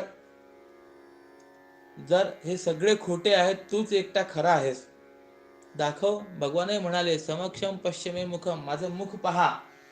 आणि ज्यावेळेस मुख पाहायला गेली त्यावेळेला त्या मुखामध्ये माती न दिसता 14 भुवनांचं दर्शन घडवलंय, असा हा परमात्मा. किंवा मधुवने ध्रुवाची या गाला, शंखे स्पर्श केला नारायणे, तोची वेदांची ही खुंटे जेथे मती, ऐसी दिव्य स्तुती करू लागे. म्हणजे हा कृष्ण कसा आहे तर मधुवनामध्ये बाळ ध्रुव तप करत असताना त्या ध्रुवाला भगवंतांनी असं प्रौढ विद्वान केलं की त्याच्या गालाला शंखाने स्पर्श केला आणि ज्या परमात्मा स्वरूपाविषयी वेदांचीही मती कुंठित झाली आहे त्या परमात्मा स्वरूपाचं वर्णन तो अस्खलित रीतीने करू लागला. याकरता आपल्याला ध्रुवचरित्र पाहिलं पाहिजे, तर आपल्याला हा भाव लक्षात येण्याची शक्यता आहे. पण आपल्याला ध्रुवचरित्र माहिती आहे, यामुळे मी तिकडे वळत नाही. पस्पर्श कंबुम कृपया कपोले, फक्त ध्रुवांच्या उजव्या गालाला केलेला शंखस्पर्श परिणाम वेदांनाही बोलता येणार नाही अशी सुंदर स्तुती भगवंताची तो करायला लागला. 4-5 वर्षाचं पोरग. म्हणून संजय म्हणतात, हे राजा धृतराष्ट्रा, त्याप्रमाणे या श्रीहरीने अर्जुनावर अनुग्रह केला आणि आता त्याला जिकडे तिकडे ब्रह्मच विश्वरूपाने दिसत असल्यामुळे कुणीकडेही मायाच काय, पण तिच्या संबंधी ती सत आहे किंवा असत आहे किंवा सदसद विलक्षण आहे, तर अशा प्रकारची भाषाही तो जाणत नाहीये. एकसारखं ईश्वरी सामर्थ्यरूप प्रकाशाने त्याला उजाडलंय आणि प्रत्यक्ष त्या विश्वरूप दर्शनाच्या चमत्काराचा एक तो समुद्र झालाय आणि चित्त हे आश्चर्याच्या समुदायात बुडून गेलेलं आहे. कोणाचं? अर्जुनाचं. हा अर्जुन प्रलय काळामध्ये पाताळापासून ब्रह्मलोकापर्यंत भरलेल्या पाण्यात एकटा दीर्घायुषी मार्कंडेय जसा पोहत असतो तसा तो अर्जुन आता या विश्वरूपाच्या लीलेवरती लोळू लागलेला आहे. आणि तो म्हणाला, म्हणजे संजय म्हणाला, इथे केवढं मोठं आकाश होतं, ते आता कोणी नेलं, कुठे नेलं असेल, किंवा ते चराचर, ते महाभूत काय झाले असतील, किंवा पूर्वाधिक दिशांचे मागमूसही हरपून गेलेले आहेत, आकाश व पाताळ यांचं काय झालं असेल त्याचा तर्कच करता येत नाही. ज्याप्रमाणे जाग झाल्यावर स्वप्न जसं जातं त्याप्रमाणे 14 लोकांची आकृती देखील नाहीशी झालेली आहे. किंवा हे विश्वरूप पाहत असताना सूर्यप्रकाशाच्या सामर्थ्याने चंद्रासह तारांगण जसं लुप्त होतं त्याप्रमाणे या विश्वरूपाने सारी प्रपंचाकृतीच गिळून टाकली आहे. आणि तेव्हा अर्जुनाच्या मनाला मनपणाची म्हणजे संकल्प विकल्प करण्याची स्फूर्ती देखील राहिली नाही. बुद्धी स्वतःला विवेकाने आवरेनाशी झाली. इंद्रियांच्या वृत्ती माघारी हृदयापर्यंत साठवून राहिल्या आणि त्या विश्वरूप दर्शनात आता स्तब्धतेलाच स्तब्धता प्राप्त झाली, एकाग्रतेलाच एकाग्रतेचं ध्यान लागलं. सर्व विचारांना जणू काही मोहनास्त्र घातलंय आणि त्यामुळे सर्व विचार हे दिग्मूढ झालेले आहेत. आणि तशा स्थितीमध्ये अर्जुन जेव्हा आश्चर्यचकित होऊन उत्सुकतेनं पाहू लागलाय तेव्हा पूर्वी जे लहान आणि चतुर्भुज रूप पुढे येत होतं ना, तेच आता चहूकडे नाना रूप धारण करून राहिलेलं आहे हे त्याला कळालं. ज्याप्रमाणे पावसाळ्यातील मेघ आकाशभर वाढत असतात किंवा महाप्रलय काळातील तेच जसं सर्वत्र वाढतं, त्याप्रमाणे त्या विश्वरूपाने आपल्या वाचून जगात कोणताही भाग कुणीकडेही उरू दिला नाही. प्रारंभी हे रूप परमार्थतः निर्गुण ब्रह्म असून ते ब्रह्मच आपलं स्वरूप आहे, अशा साक्षात्काराचं समाधान प्राप्त होऊन तो अर्जुन डोळे मिटून शांत झाला. आणि नंतर त्याने लागलीच डोळे उघडले तेव्हा विश्वरूप पाहू लागला. आणि याच दोन डोळ्यांनी संपूर्ण विश्वरूपाला पाहावं ही जी अर्जुनाची इच्छा होती, तो इच्छेचा सोहळा भगवान श्रीकृष्णांनी या रीतीने पूर्ण केला. आता ते विश्वरूप दिसलं कसं? अनेक वक्त्रनयनम अनेकाद्भुत दर्शनम अनेक दिव्याभरणम दिव्यानेकोद्यतायुधम. म्हणजे ज्याला अनेक मुख, अनेक डोळे आहेत, अनेक आश्चर्यकारक दृश्य ज्याच्यामध्ये आहे, अनेक अलौकिक अलंकार ज्याच्या ठिकाणी आहे, अनेक दिव्य अशी वर उचलून धारण केलेली आयुध ज्याच्या ठिकाणी आहे, असं ते विश्वरूप भगवंताने अर्जुनाला दाखवलं. यावर व्याख्यान करताना म्हणतात, तया विश्वरूपी मग पंडुसुत आनने बहुत देखतसे जणू रम्यतेची राजमंदिरेच तैसी मुखे साच श्रीहरीची. म्हणजे मग त्या विश्वरूपाच्या ठिकाणी अनेक मुख तो पाहू लागला. जणू ती मुख म्हणजे लक्ष्मीपतीची राजमंदिर आहेत, किंवा नाना प्रकारच्या लावण्य संपत्तीचा ठेवाच जणू काही प्रगट झालाय, किंवा ते मुख म्हणजे आनंदाची वने विकसित झालेली आहेत, किंवा जणू काही सौंदर्यालाच राज्य प्राप्ती झाली आहे, असे त्या भगवान श्रीहरीची मनोहर मुख त्या अर्जुनाने बघितली आहेत. त्यामध्ये म्हणजे हे जे काही अनेक मुख आहेत ना, आपण त्या विश्वरूप दर्शनाचा जो काही फोटो पाहायला मिळतो त्यात बघा ही कशी वेगवेगळी मुख दाखवलेली आहेत. तर यामध्ये सांगतात कित्येक मुख स्वभावतःच भयानक होती.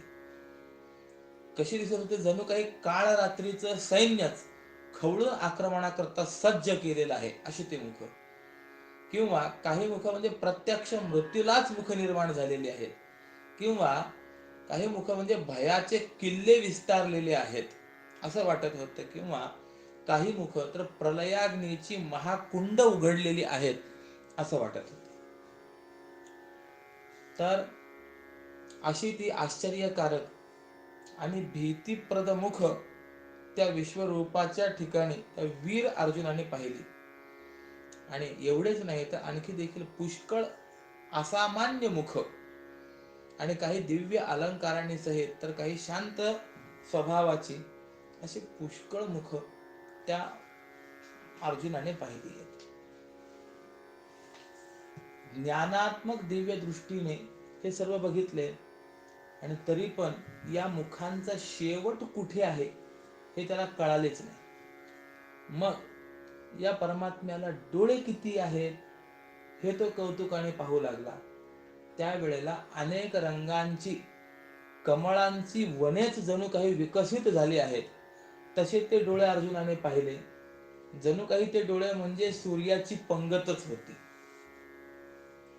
त्या डोळ्यातच काळ्या मेघांच्या गर्दीप्रमाणे, किंवा काळ्या मेघांच्या गर्दीमध्ये प्रलयकालीन विजांची चमक दिसावी त्याप्रमाणे अग्नीसारखी पिंगट वर्णाची दृष्टी उंचावलेल्या भुवयांच्या खाली दिसत होती. म्हणजे आपण बुबळ म्हणतो, आणि त्याच्यामध्ये ते जी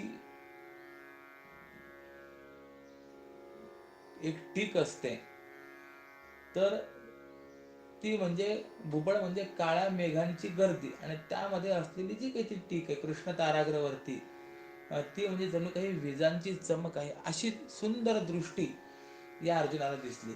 अनेक नेत्र म्हणजे कमळांची उमळलेली जणू काही वनच आहे असं त्याला ते दिसायला लागलं. आणि असं हे एक आश्चर्य पाहत असताना त्या अर्जुनाला एकाच विश्वरूपाच्या ठिकाणी दृश्यांचं अनेकत्व, म्हणजे अनेक दृश्य एकदम पाहण्याचा योग हा सहजच सफळ झाला. आणि मग तो मनात म्हणाला, या श्रीहरीचे पाय कुणीकडे आहेत, तसेच तो मुकुट कुठे आहे, त्या श्रीहरीचे बाहुदंड कुठे आहेत, ते सर्व बघणं आवश्यक आहे. आणि अशा उत्सुकतेने तो या देवाचं स्वरूप पाहण्याची इच्छा वाढवित होता. आणि त्या विषयात भाग्याचा ठेवा असलेल्या या अर्जुनाच्या मनोरथाला निष्फलत्व कसं प्राप्त होईल? हा अर्जुन कसा झालेला आहे? भाग्याचा ठेवाच प्राप्त झालाय ना. मग काय मनोरथ होतील ते व्यर्थ तया भाग्यवंत अर्जुनाचे, काय वाय बाण असतील राया महादेवाची या भात्या माझी. पिनाक नावाचं धनुष्य हातात असलेल्या भगवान शंकरांच्या भात्यात वेळूची पोकळ कांडी भरलेली असतात काय? तर ते जसं नाही त्याप्रमाणे या अर्जुनाचं मग हे जे मनोरथ आहे हे अपूर्ण कसं राहील? त्याला जर वाटतंय की देवाचे हात, पाय, बाहुदंड, मुकुट इत्यादी पाहावं तर ते दिसणारच. उदाहरण देतात की ब्रह्मदेवाच्या वाणीत खोट्या अक्षरांचे ठसे असतात काय? तर नाही. म्हणजे ब्रह्मदेव कधी खोटं बोलत नाही, त्याप्रमाणे अर्जुनाचं मनोरथ हे कधीही निष्फळ होणार नाही. आणि म्हणून त्याने त्या अमर्याद विश्वरूपाचा सुरुवातीपासून शेवट कुठे आहे तो बघितला. काय? ब्रह्मदेवाची वाणी कधीही खोटी नाही. या संदर्भामध्ये एक चिंतन असं आहे. एकदा रावण ब्रह्मलोकामध्ये गेला आणि त्याने ब्रह्मदेवांना विचारलं, ब्रह्मदेवा, आपण निर्माण केलेल्या सृष्टीमध्ये सगळेच मरणारे आहेत ना? ब्रह्मदेव म्हणाले, अगदी होय, नक्की सगळेच मरणारे आहेत. मग माझं मरण कसं आहे आणि कुणाकडून आहे हे सांगा. त्यावेळेला ब्रह्मदेव म्हणाले, अरे अयोध्या नगरीमध्ये सध्या दशरथ नावाचा राजा राज्य करतोय आणि त्याचा विवाह कौशल देश निवासी कन्या कौशल्या हिच्याशी होणार आणि त्या दोघांच्या पासून निर्माण होणारा जो राम आहे ते रामाच्या हस्ते तुझा मृत्यू निश्चित झालेला आहे. हे ऐकल्यानंतर रावण म्हणाला, ठीक आहे. तिथनं तो खाली आला. चतुरंगिणी सेना घेऊन त्याने अयोध्येवर आक्रमण केलं. दशरथ देखील युद्धाकरता प्रवृत्त झाले, पण या रावणाने पराक्रम गाजवून या दशरथांना सेनेसह पराभूत केलं.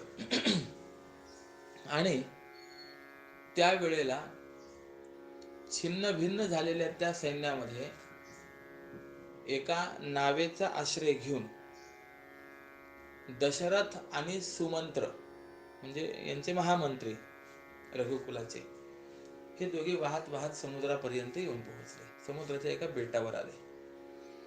या रावणाने अयोध्येच्या सैन्याचा आणि असा वाताहत केल्यानंतर दशरथ मेला आहे असं त्याला वाटलं किंवा आता तो पुन्हा वर तोंड काढणार नाही, याकरता म्हणून तो तिथनं कौशल देशाला गेला. कौशल देशाशी देखील त्यांनी युद्ध वगैरे केलं आणि त्यानंतर ती कौशल्या माता जी आहे तिला तिथनं हरण केलं, एका पेटीमध्ये बंद केलं आणि समुद्रामध्ये या रावणाचा तिमिंगल नावाचा एक मोठा मासा होता, मित्र होता, त्याच्या ताब्यात दिलं. आणि मग पुन्हा हा ब्रह्मदेवाकडे आला आणि ब्रह्मदेवाला येऊन म्हणाला की ब्रह्मदेवा, तुम्ही दशरथ आणि कौशल्या यांच्यापासून होणाऱ्या मुलाकडनं माझा मृत्यू निश्चित सांगितला, तर तुमचं ते बोलणं मी खोटं केलंय.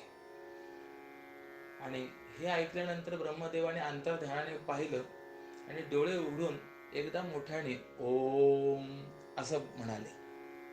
हे ऐकल्यानंतर तो रावण म्हणाला, हे काय म्हणताय तुम्ही? त्यावेळेस त्याने सांगितलं, अरे तू म्हणाला की माझी वाणी खोटी होणार, माझी वाणी खोटी होऊ शकत नाही.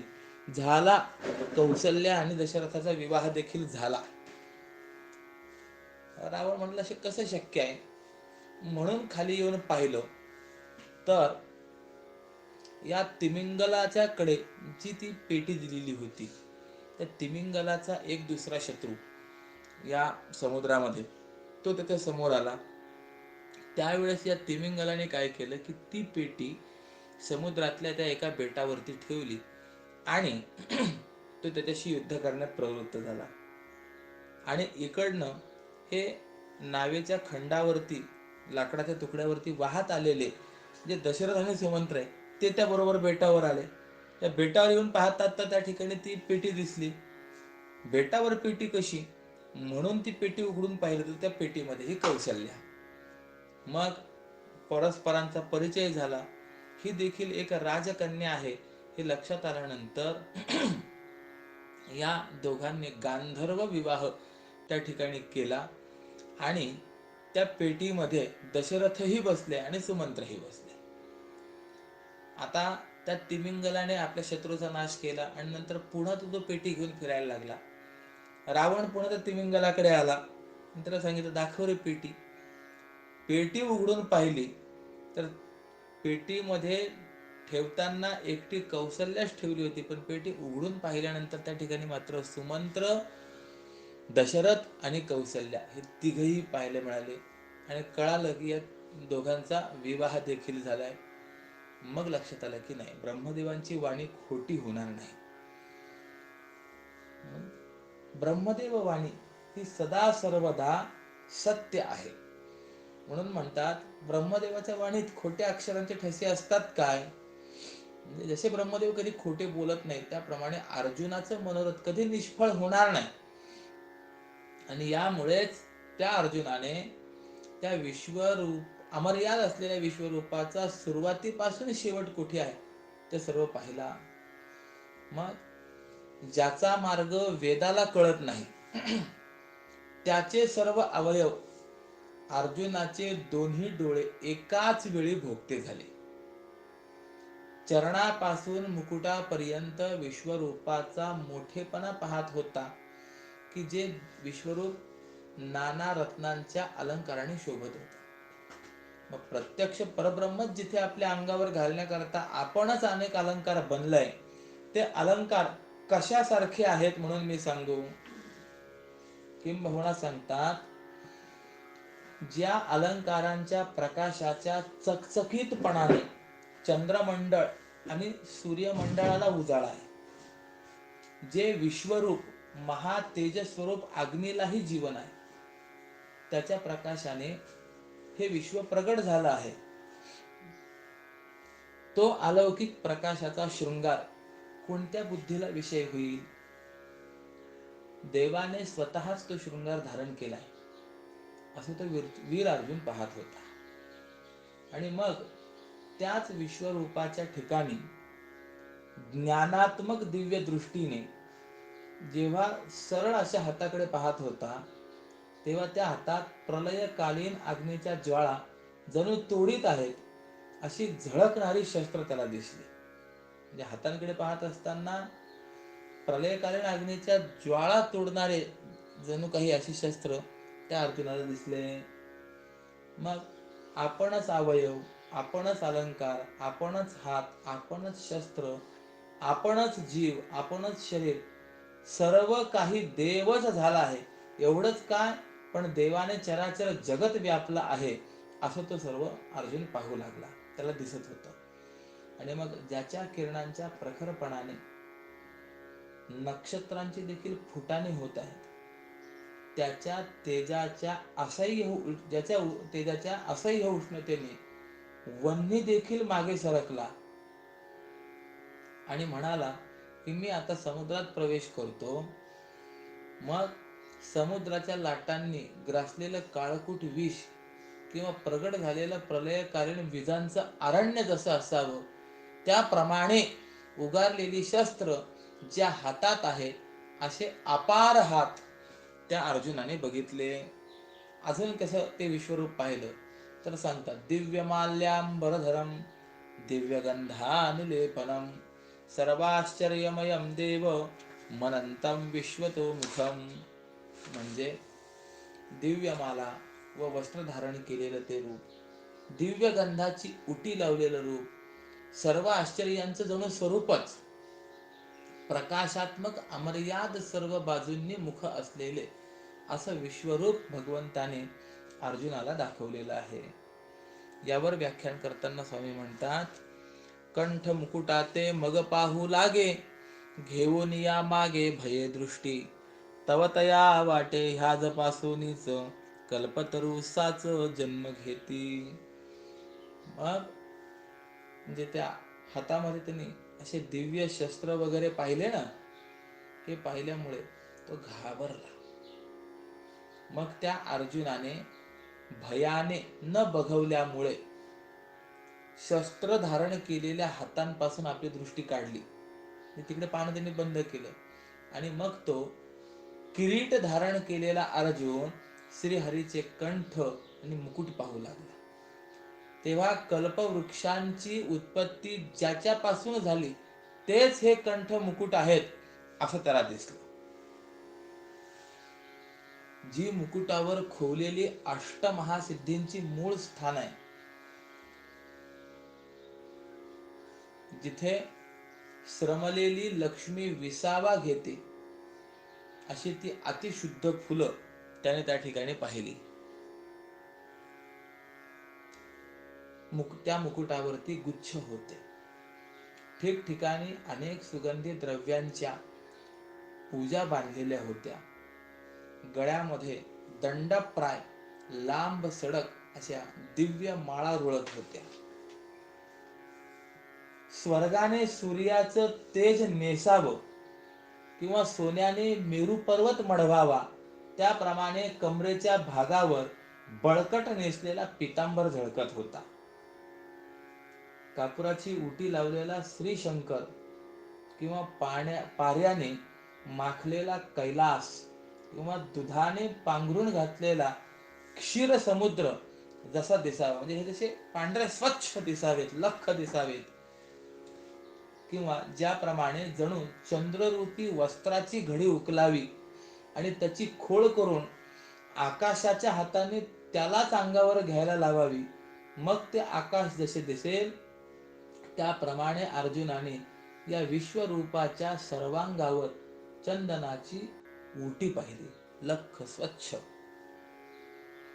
ज्या उटीच्या तेजाने ब्रह्मरूप प्रकाशाला तेज चढते, ज्याच्या शीतलतेने ब्रह्मरूप आनंदाची उष्णता नाहीशी होते आणि ज्याच्या सुगंधाने यज्ञातील वेदी स्वरूप असलेल्या पृथ्वीला गंध गुणाचं जीवन प्राप्त होतं, असं निर्लेप असलेलं ब्रह्म देखील ज्या चंदनाचा लेप धारण करण्याची इच्छा करतं, जे चंदन अंगहीन असलेला मदन देखील सर्वांगावर धारण करतो, तो जो काही मदन आहे, कामदेव जो आहे, त्या कामदेवाला अनंग असं म्हटलं गेलेलं आहे. ज्याला अंग नाही तो अनंग, म्हणून स्वभावे अनंग असोनी मदन लावी जे चंदन सर्वांगेशी. उटी अंगाला लावली जाते, परंतु हा अनंग आहे. पण असं असतानाही तो मदन सर्वांगावरती उटी धारण करतो, जे चंदन धारण करतो, त्या चंदनी सुगंधाचा महिमा कोणी वर्णन करावा. ते कामदेवाला अनंग का म्हटले गेले या संबंधामध्ये चिंतन असं दिलेलं आहे. कुमार संभव नावाच्या काव्यामध्ये हे फार सुंदर चिंतन आलेलं आहे. कामदेव आपल्या सर्व सैन्यासह भगवान शंकरांवरती विजय प्राप्त करण्याकरता गेला आणि त्याने भगवान शंकरांवरती आक्रमण केलं. सर्व प्रकारचे बाण चढवले. एकंदरीत त्याचे 5 बाण सांगितलेले. त्याला पंचसायक असं कोशामध्ये नाव आहे. आणि त्याचे बाण लोखंडाचे नाहीत, पोलादाचे नाहीत, तर फुलांचे बाण आहेत. त्यामुळे त्याला पुष्पबाण असंही म्हटलं गेलेलं आहे. एक विचार करा, पोलादी लोखंडाचा असा बाण जर शरीरामध्ये रुतला तर रक्ताच्या चिळकंड्या काढेल, मान्य, जखम करेल, मान्य. परंतु हा फुलाचा बाण हा वीर पुरुषाच्या छातीवर जर आदळला तर काय आघात करणार आहे. पण हा पुष्पबाण असूनही जगात सर्वांवर याने विजय प्राप्त केला. म्हणून शिवमहिम्न स्तोत्रामध्ये असं चिंतन दिलेलं आहे, जगती जयिनो यस्य विशिखाहा, ज्याचे बाण जगामध्ये विजयी आहेत. आजपर्यंत ज्याच्या ज्याच्यावर याने प्रहार केलेला आहे त्या त्या प्रत्येकावर याने विजयच प्राप्त केलेला आहे. अनेकांची दुर्दशा याने आपल्या या बाणांच्या माध्यमाने केलेली आहे. आणि असे बाण भगवान शंकरांवर चालवले, परंतु उपयोग झाला नाही. विचार करतोय असं का होत आहे. तर त्यावेळेला लक्षात असं आलंय की भगवान शंकर हे समाधी अवस्थेत आहेत आणि यामुळे त्यांच्यावरती आपला प्रभाव पडत नाहीये. कारण प्रायः असं आहे, विकार निर्माण होण्याकरता हेतू जर उपस्थित नसेल तर विकारांवर विजय प्राप्त करणं म्हणजे विषय दूर असताना विकारांवर विजय प्राप्त करणं हे सोपं असतं. परंतु विषय सन्निध असताना, जवळ असताना त्या विकारांवर विजय प्राप्त करणं हे अत्यंत कठीण असतं, अवघड असतं. म्हणूनच कालिदासांनी असं म्हटलेलं आहे, विकार हेतव सती विक्रियन्ते येषान्न चेतांसी त एव धीराः. विकार निर्माण होण्याकरता हेतू उपस्थित असतानाही त्यांच्या अंतःकरण वृत्तीमध्ये विकृती निर्माण होत नाही, तेच खरे शूर आहेत, तेच खरे धीर आहेत. भगवान शंकर समाधी अवस्थेत आहेत, माता पार्वती सन्निधी नाहीत, म्हणून यांच्या ठिकाणी विकार निर्माण होत नाही असं त्या कामदेवाला वाटले. याकरता उदाहरण सांगतो.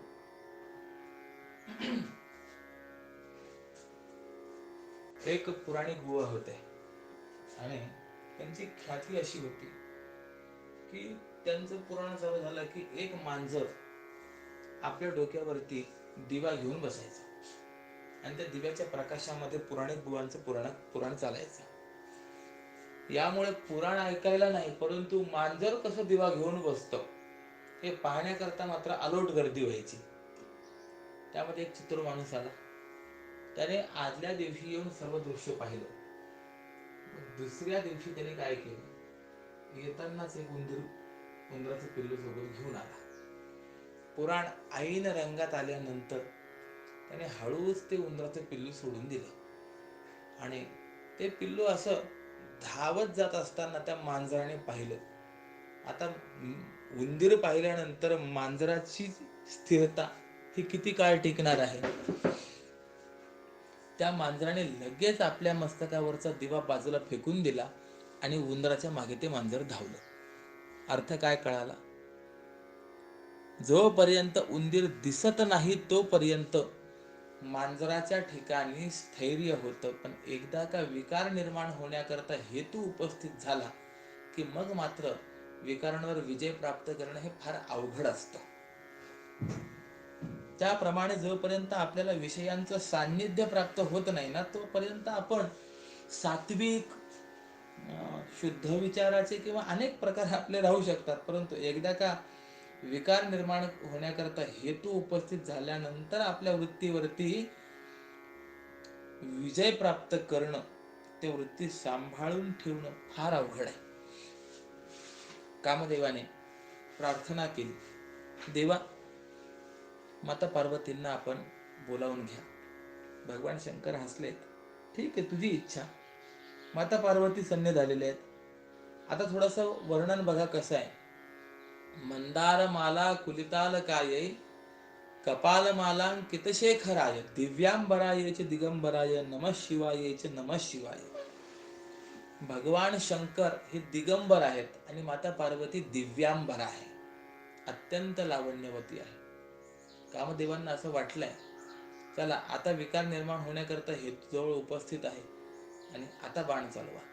आणि म्हणून कामदेवांनी पूर्ण ताकदीनिशी पुन्हा आक्रमण केलेलं आहे.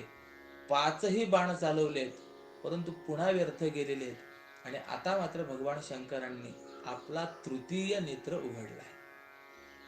या वेळेला बाकीचे सगळे देव आणि माता पार्वती देवाला म्हणत होती की देवा थांबा थांबा, क्रोधम प्रभो संहर संहरेति, यावत गिरखे मरुतांचरंती, तावत सवन्निर्भवनेत्र जन्मा, भस्मावशेषम मदनंचकार. देवा थांबा थांबा, आपला क्रोध सांभाळा असं म्हणेपर्यंत भवनेत्र जन्मा म्हणजे भगवान शंकरांच्या नेत्रातून निर्माण झालेला जो अग्नी आहे, या कामदेवाला भस्मावशेषम मदनंचकार, त्यांनी फक्त त्याचं भस्म शिल्लक ठेवलं, म्हणजे जाळून खाक केलं. विवेकापुढे काम जळून राख झाला. मग आता या कामदेवाला शरीर राहिलं का? नाही ना, संपला ना तो. मग कामदेव पत्नी रतीजी ती देवासमोर आली, देवा काय केलं तुम्ही कामदेवाला मारलं हे मान्य आहे, परंतु यामुळे माझ्या कपाळाचं कुंकू पुसलं गेलेलं आहे, मला वैधव्य प्राप्त झालेलं आहे. मग भगवान शंकरांनी तिला दिलेला वर आहे की ठीक आहे, आता हा कामदेव शरीर रहित असा म्हणजे अनंग स्वरूपाने राहील. आणि पुढे भगवान श्री कृष्णांचा ज्या वेळेला अवतार होईल त्यावेळेला रुक्मिणी आणि भगवान श्रीकृष्ण यांच्या पोटी तो प्रद्युम्न रूपाने जन्माला येईल आणि पुन्हा तो तुला प्राप्त होईल. आणि असं त्याचं शरीर परिसमाप्त झाल्यामुळे त्या कामदेवाला अनंग असं म्हटलं गेलेलं आहे.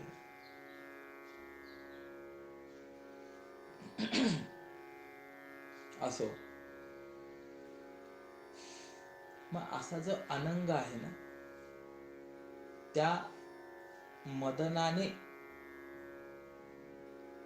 जे चंदन उटी म्हणून आपल्या शरीरावर धारण करावं, त्या चंदनी सुगंधाचा महिमा कोणी वर्णन करावा.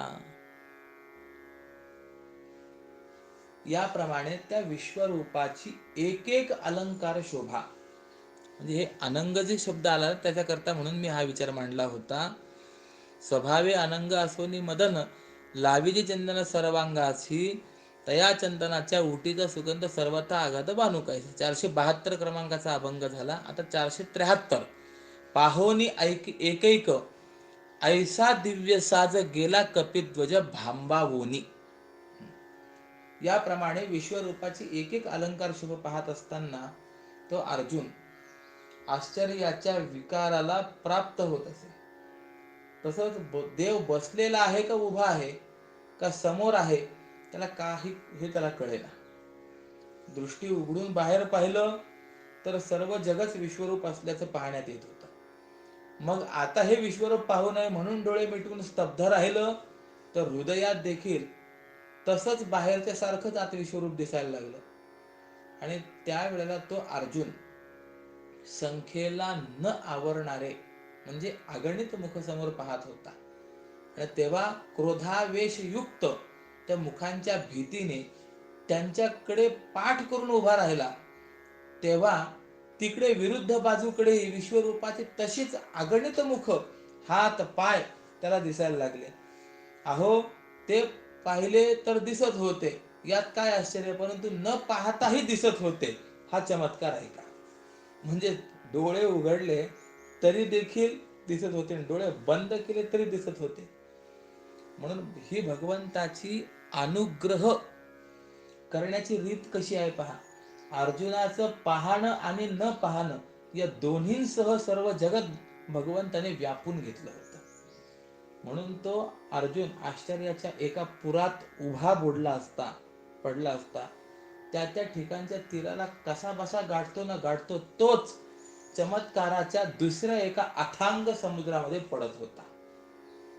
म्हणजे एका आश्चर्याच्या समुद्रातून पडला, पुरात पडला, तिथून कसा बसा बाहेर पडतो न पडतो की लगेच दुसऱ्या आश्चर्याच्या अथांग समुद्रामध्ये पडायचा.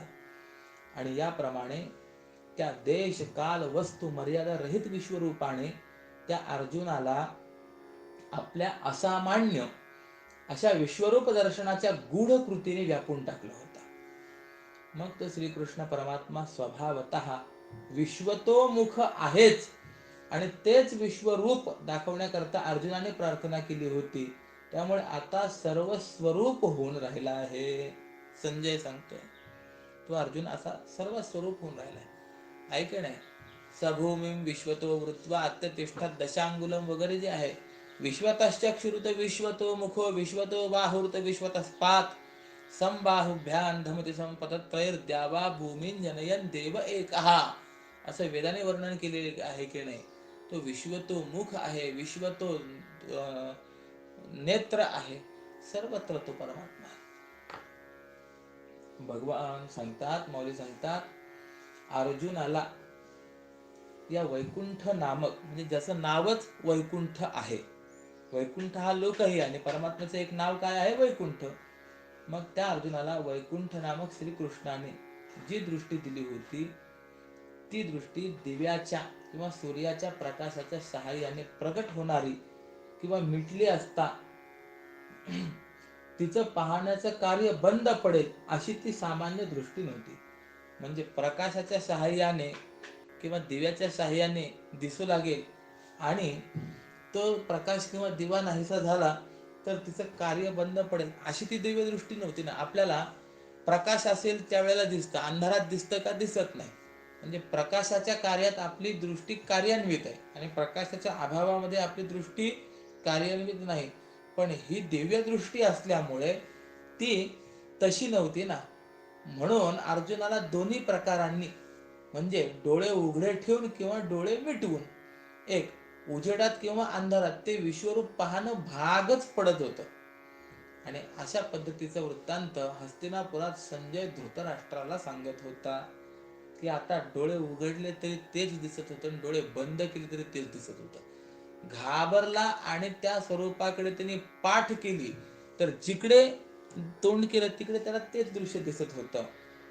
म्हणून हा संजय म्हणतो की अरे धृतराष्ट्रा, राजा अधिक काय सांगावं, लक्षात आलं ना, जे सर्व बाजूंनी मुख असलेलं आणि नाना अलंकारांनी भरलेलं असतं असं ते विश्वरूप अर्जुनाने पाहिलंय. दिवी सूर्य सहस्रस्य भगे भवेत युगपदुत्थिता यदि भासदृशी सा स्यात् भासस्तस्य महात्मनः. ते दिव्य स्वरूप किती तेजयुक्त आहे, तेजपुंज आहे, याचं वर्णन करतात की जर आकाशामध्ये 1000 सूर्यांचा प्रकाश एकदम उत्पन्न झाला तर तो त्या महात्म्या श्रीहरीच्या प्रकाशासारखा होईल. कोटी सूर्य समप्रभ असं आपण म्हणतो की नाही, त्याचा विचार सांगतात. म्हणून स्वामी यावर व्याख्यान करतात, आहा तयाची या अंगकांतीची ती अपूर्वता होती निरूपम, कल्पांताच्या वेळी 12 आदित्यांचे तेज होय साचे एकत्रित. देवा धृतराष्ट्रा, त्या विश्वरूपाच्या अंगप्रकाशाचा अद्भुतपणा कशासारखा आहे म्हणून सांगावं. कल्पांताच्या वेळेला 12 सूर्यांचा एकच मेळावा होतो. आता बघा, आपल्याकडे आकाशामध्ये एका वेळेला किती सूर्य उदयाला येतात, एकच सूर्य उदयाला येतो. बर, पण त्या सूर्याचा प्रकाश किती आहे, त्रैलोक्य व्यापतो. हा सूर्य जो आहे, अगदी दुपारचे 12 वाजले आपण ज्या वेळेला म्हणतो की अत्यंत कडक ऊन ज्या वेळेला असतं, त्यावेळेला हा सूर्य फार फार तर 4 न 5 कलांनी तापतो. आपण वैशाख ऊन म्हणतो मे मधलं, त्यावेळेला 4 ते 5 कलांनी तापलेला हा जो सूर्य असतो ना, इतकी उष्णता होते, रस्त्यावरचा कागद पेटण्याची शक्यता असते. सूर्याला एकंदरीत 12 कला पैकी 4 न 5 कलांचा एवढा परिणाम. मग प्रलय काळ ज्या वेळेला येतो त्यावेळेला आकाशामध्ये आपण मागे बोलून गेलो, द्वादशादित्य 12 सूर्य, ते 12 सूर्य एक वेळेला आकाशामध्ये प्रकट होतात आणि आपल्या प्रत्येक सूर्य आपल्या पूर्ण 12 कलांनी तापतो. विचार करा, 5 कलांनी तापला तर आपल्याला जीवन नकोसं होतं. एसी देखील आपल्याला गरमी देणारे ठरतात आणि 12 कलांनी एक सूर्य नवे नवे असे 12 सूर्य आपापल्या 12 कलांनी ज्यावेळेस टाकतील त्यावेळेस परिस्थिती काय होत असेल. पृथ्वीवरच्या सगळ्या वस्तू पेट घेतात. परंतु या ठिकाणी मात्र असं सांगतात, प्रलय काळी फक्त 12 सूर्य एकत्र येतात आणि त्यांचा प्रकाश होतो. तैसे ते सहस्र दिव्य सूर्य जरी एके अवसरी प्रगटले. मग तसेच ते 12 दिव्य सूर्य हजारांच्या संख्येपर्यंत एकाच वेळी उदयाला आले तरी पण या विश्वरूपाचं जे तेज आहे त्या तेजाचा महिमा उपमिता येणार नाही, त्याची गणना करता येणार नाही. एवढा प्रकाश, एवढं तेज या विश्वरूपाचं. काय त्या संजयाचं हे भाग्य असेल की धृतराष्ट्राच्या निमित्ताने का होईना परंतु व्यासांच्या कृपेने याला हे दिव्य स्वरूप पाहायला मिळालेलं आहे. विचार करा ना, गुरुदेवांचंही वर्णन असंच आहे, कोटी सूर्य समप्रभ, म्हणून तर वैलक्षण्य दिलेले. हा सूर्य कसा आहे, तापदायक आहे. माऊली समजावून सांगतात पसायदानामध्ये, मार्तंड जे तापहीन. संत सद्गुरु हे कोटी सूर्य समप्रभ आहेत परंतु तापहीन, साधका करता तापरहित असे आहेत. असो, तो संजय म्हणतो मग या तेजाला काय उपमा देता येईल. तरी तयांची ही न साजे उपमा, एवढी महिमा तेजातीच्या उपमाच देता येणार नाही, शोभणार नाही एवढं ते तेज आहे. किंबहुना सर्व विजांचा समुदाय केला आणि प्रलयाग्नीची सर्व साधनं एकत्र आणली आणि तसेच 10 वडवाग्नी, 10 दावाग्नी, 10 विद्युत अग्नी आणि 10 काष्ठस्थ अग्नी या सर्व महातेजांचं दशक एकत्र केलं तर हे तेज दशक ज्या अंग प्रकाशाच्या मानाने काही अल्प स्वल्प स्वाधर्म्याने उपमेस येऊ शकेल परंतु त्या विश्वरूपाच्या तेजासारखं शुद्ध तेज जगात नाही, हे त्रैकालिक सत्य आहे. आता बघा, एक वीज जर आपल्याला चमकली तर क्षणभर डोळे दिपतात. माऊली तर म्हणतात सर्व विजांचा समुदाय एकत्र करायचा. बरं, प्रलयाग्नीची सगळी साधनं एकत्र करायची. त्यानंतर वडवाग्नी आहे, दावाग्नी आहे, विद्युत अग्नी आहे आणि काष्ठस्थ अग्नी, असे 4 प्रकार आहेत. हे सगळं महातेजांचं दशक जे आहे हे एकत्र करायचं. तरी त्या तेजाची उपमा देता येत नाही. या सर्व तेजांचं असलेलं जे काही स्वरूप आहे या विश्वरूपाच्या महातेजापुढे अत्यंत अल्पस्वरूप आहे आणि हे त्रैकालिक सत्य आहे. असं त्या महात्म्या श्रीहरीच्या सर्वांगाचं तेज स्वाभाविकपणे सर्वत्र पसरलेलं आहे आणि ते मला व्यास मुनींच्या कृपेने प्रत्यक्ष दिसत आहे. संजय सांगतो, व्यासांची या कृपे तेची दिव्य तेज आज येथे मज दृश्य झाले. काय आहे, खूप गंमत आहे खरी. रणांगणावर काय घडतंय, काय होणार आहे हे धृतराष्ट्राला कळावं याकरता म्हणून व्यासांनी ही दिव्य दृष्टीची कल्पना दिलेली आहे. पण एक प्रश्न असाही आहे ना, ती दिव्य दृष्टी संजयाला द्यावी आणि मग संजयाने या आंधळ्या धृतराष्ट्राला ते सांगावं, याच्यापेक्षा म्हणजे माध्यम निवडण्यापेक्षा व्यासांनी जर थेट धृतराष्ट्रालाच ही दिव्य दृष्टी दिली असती तर चाललं नसतं काय. सांगण्याची काय गरज, त्या धृतराष्ट्राला ते प्रत्यक्षात सर्व दिसलं असताना. परंतु व्यासांना कल्पना होती धृतराष्ट्राची वृत्ती कशी आहे आणि संजय कोणत्या वृत्तीचा आहे. धृतराष्ट्राला हा भगवंताचा प्राप्त झालेला उपदेश हे महत्वाचं वाटणार नाही. संजय मात्र त्याची नोंद करून ठेवेल, संजयाला ते महत्वाचं वाटेल. या अनेक बाबी पाहिल्यामुळे धृतराष्ट्राला दिव्य दृष्टी न देता ती संजयाला दिव्य दृष्टी दिली आहे. काय त्या संजयाचं देखील भाग्य असेल. असो, तो संजय म्हणतो की व्यास कृपेने मला ते विश्वरूप दिसलंय. मग तत्र एकस्थं जगत्कृत्स्नं प्रविभक्तम अनेकधा अपश्यत देवदेवस्य शरीरे पांडवस्तदा. मी काय पाहिलंय त्या विश्वरूपाच्या ठिकाणी, तो संजय सांगतोय की तेव्हा तो अर्जुन जो आहे त्या देवाधिदेवाच्या शरीरामध्ये त्या एकाच ठिकाणी असलेलं आणि नाना प्रकारांनी भिन्न भिन्न असलेलं संपूर्ण जगत पाहता झालाय. म्हणजे शरीरामध्ये त्या एकाच ठिकाणी असलेलं परंतु नाना प्रकारांनी भिन्न भिन्न असलेलं संपूर्ण जगत त्याला दिसलेलं आहे. म्हणून यावर व्याख्यान करतात, ती विश्वरूपी एकीकडे सारे आपुल्या विस्तारे जगदिसे. महोदधी माझी बुडबुडे सान जैसे भिन्न भिन्न दृश्य होती. म्हणजे त्या विश्वरूपामध्ये हे संपूर्ण जगत आपल्या विस्तारासह एक भागाकडे होतं. म्हणजे विश्वरूपामध्ये संपूर्ण जगताची एकंदरीत स्थिती केवढी, तर अगदी छोटी. जसं महासमुद्रामध्ये वेगवेगळे बुडबुडे दिसतात ना, त्याप्रमाणे. किंवा आकाशामध्ये त्या ढगांचा जसा वेगवेगळा आकार, त्याला गंधर्व नगर म्हणतात. ते गंधर्व नगर जसं एक भागाला दिसतं, किंवा पृथ्वीच्या एका लहानशा तळभागावर जशी मुंगी घर बांधते, किंवा फार मोठे विस्तारलेल्या मेरू पर्वतावर जसा लहानसा परमाणू असावा, त्याप्रमाणे हा अर्जुन त्यावेळेला इंद्रादी देवांचा सार्वभौम राजा त्या विश्वरूपाच्या शरीरामध्ये संपूर्ण विश्व पाहता झाला.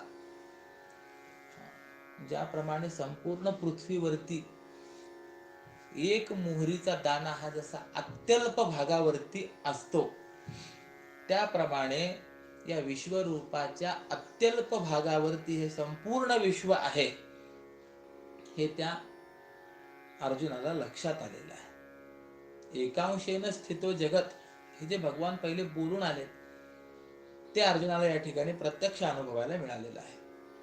आणि अशा पद्धतीने हे सर्व त्या भगवंताचं ऐश्वर्य पाहिलं, विश्वरूप पाहिलं, आणि त्यामुळे तो आश्चर्यचकित झालेला अर्जुन काय म्हणतोय किंवा काय करतोय याचा विचार सांगतात. ततस्स विस्मयाविष्टो हृष्टरोमा धनंजयः प्रणम्य शिरसा देवं कृतांजलिरभाषत. वेगळे ते विश्व वेगळे आपण, ऐसे दुजे पण होते अल्प. तेही गेले मग आटोनी संपूर्ण, एकाएकी मन मावळले. म्हणजे हे सर्व असं विश्व पाहिल्यानंतर, त्या विश्वरूपाच्या शरीरामध्ये संपूर्ण विश्व पाहिल्यानंतर आश्चर्याने युक्त झालेला आणि ज्याच्या अंगावर रोमांच उभे राहिलेले आहेत, असा तो अर्जुन मस्तकाने नमस्कार करून हात जोडून देवाला बोलता झाला. काय बोललेला आहे तर ते सांगतात, त्यावेळेला एक विश्वदृश्य आहे आणि त्याहून भिन्न आपण एक द्रष्टा आहोत, असं जे अमळसं द्वैत होतं तेही नाहीसं झालं, आणि अंतःकरण एकदम विश्वरूपामध्ये त्या अर्जुनाचं विलीन झालं. मग त्या अंतःकरणात ब्रह्मानंदाला जागेपणा प्राप्त झाला, पण बाहेर सर्व अवयवांचं बळ हरपून गेलं होतं. म्हणजे अंतःकरणात तर ब्रह्मानंद झाला, पण बाहेर मात्र सर्व जे अवयव आहेत त्यांचं बळ हरपून गेलं, आणि यामुळे पायापासून मस्तकापर्यंतचा भाग हा रोमांचाच्या पदराने झाकलेला होता. मग वर्षा ऋतूच्या प्रारंभीच्या दिवसात पाणी वाहून गेल्यानंतर पर्वताचे सर्वांग जसं कोवळ्या अंकुरांनी वाढलेलं असतं, त्याप्रमाणे अर्जुनाचे सर्वांग रोमांचित झालेलं होतं. बघा, नुकताच पाऊस पडून गेला, एक दोन पाऊस होऊन गेले की त्याच्यानंतर भूमीमध्ये असलेली जी काही बीज आहेत ते अंकुरित होतात, आणि मग सर्व पर्वत जसा हिरवा गार होतो, हिरवी शालू तो नेसायला लागतो, सगळीकडे ते हिरवे हिरवे अंकुर, कोवळे अंकुर हे वाढतात, त्याप्रमाणे अर्जुनाच्या शरीरावरचे सर्व रोमांच उभे राहिले, त्याचं सर्वांग रोमांचित झालं. चंद्रकरणांनी स्पर्श केलेला चंद्रकांत मणी जसा द्रवता धारण करतो, त्याप्रमाणे अर्जुनाच्या शरीरावर घामाचे बिंदू दाटलेले होते. चंद्रकांत मणी आणि चंद्र यांचा संयोग झाला. चंद्र किरणामध्ये चंद्रकांत मणी आला की जशी त्याला द्रवरूपता प्राप्त होते, त्यातून पाणी पाझरतं, त्याला घर्मबिंदू फुटतात, त्याप्रमाणे अर्जुनाच्या सर्वांगावर सर्व शरीरावर घामाचे बिंदू दाटलेले होते.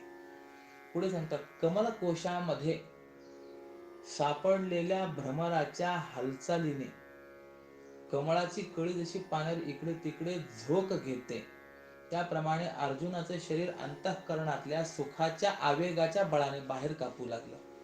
म्हणजे एखादा भुंगा आहे, तो भुंगा कमळावरती बसला, पराग सेवन करतोय, आणि पराग सेवन करता करता कधी सूर्यास्त झाला हे त्याला लक्षातही आलं नाही, आणि सूर्यास्त झाल्यामुळे ते कमळ मिटल्या गेलं. मग कमळामध्ये तो अडला जातोय की नाही, त्या ठिकाणी तो अडकतो. वस्तुतः भ्रमर असा आहे की कितीही कठीण काष्ठ असेल तरी ते कोरून जाण्याचं सामर्थ्य त्याच्या ठिकाणी आहे.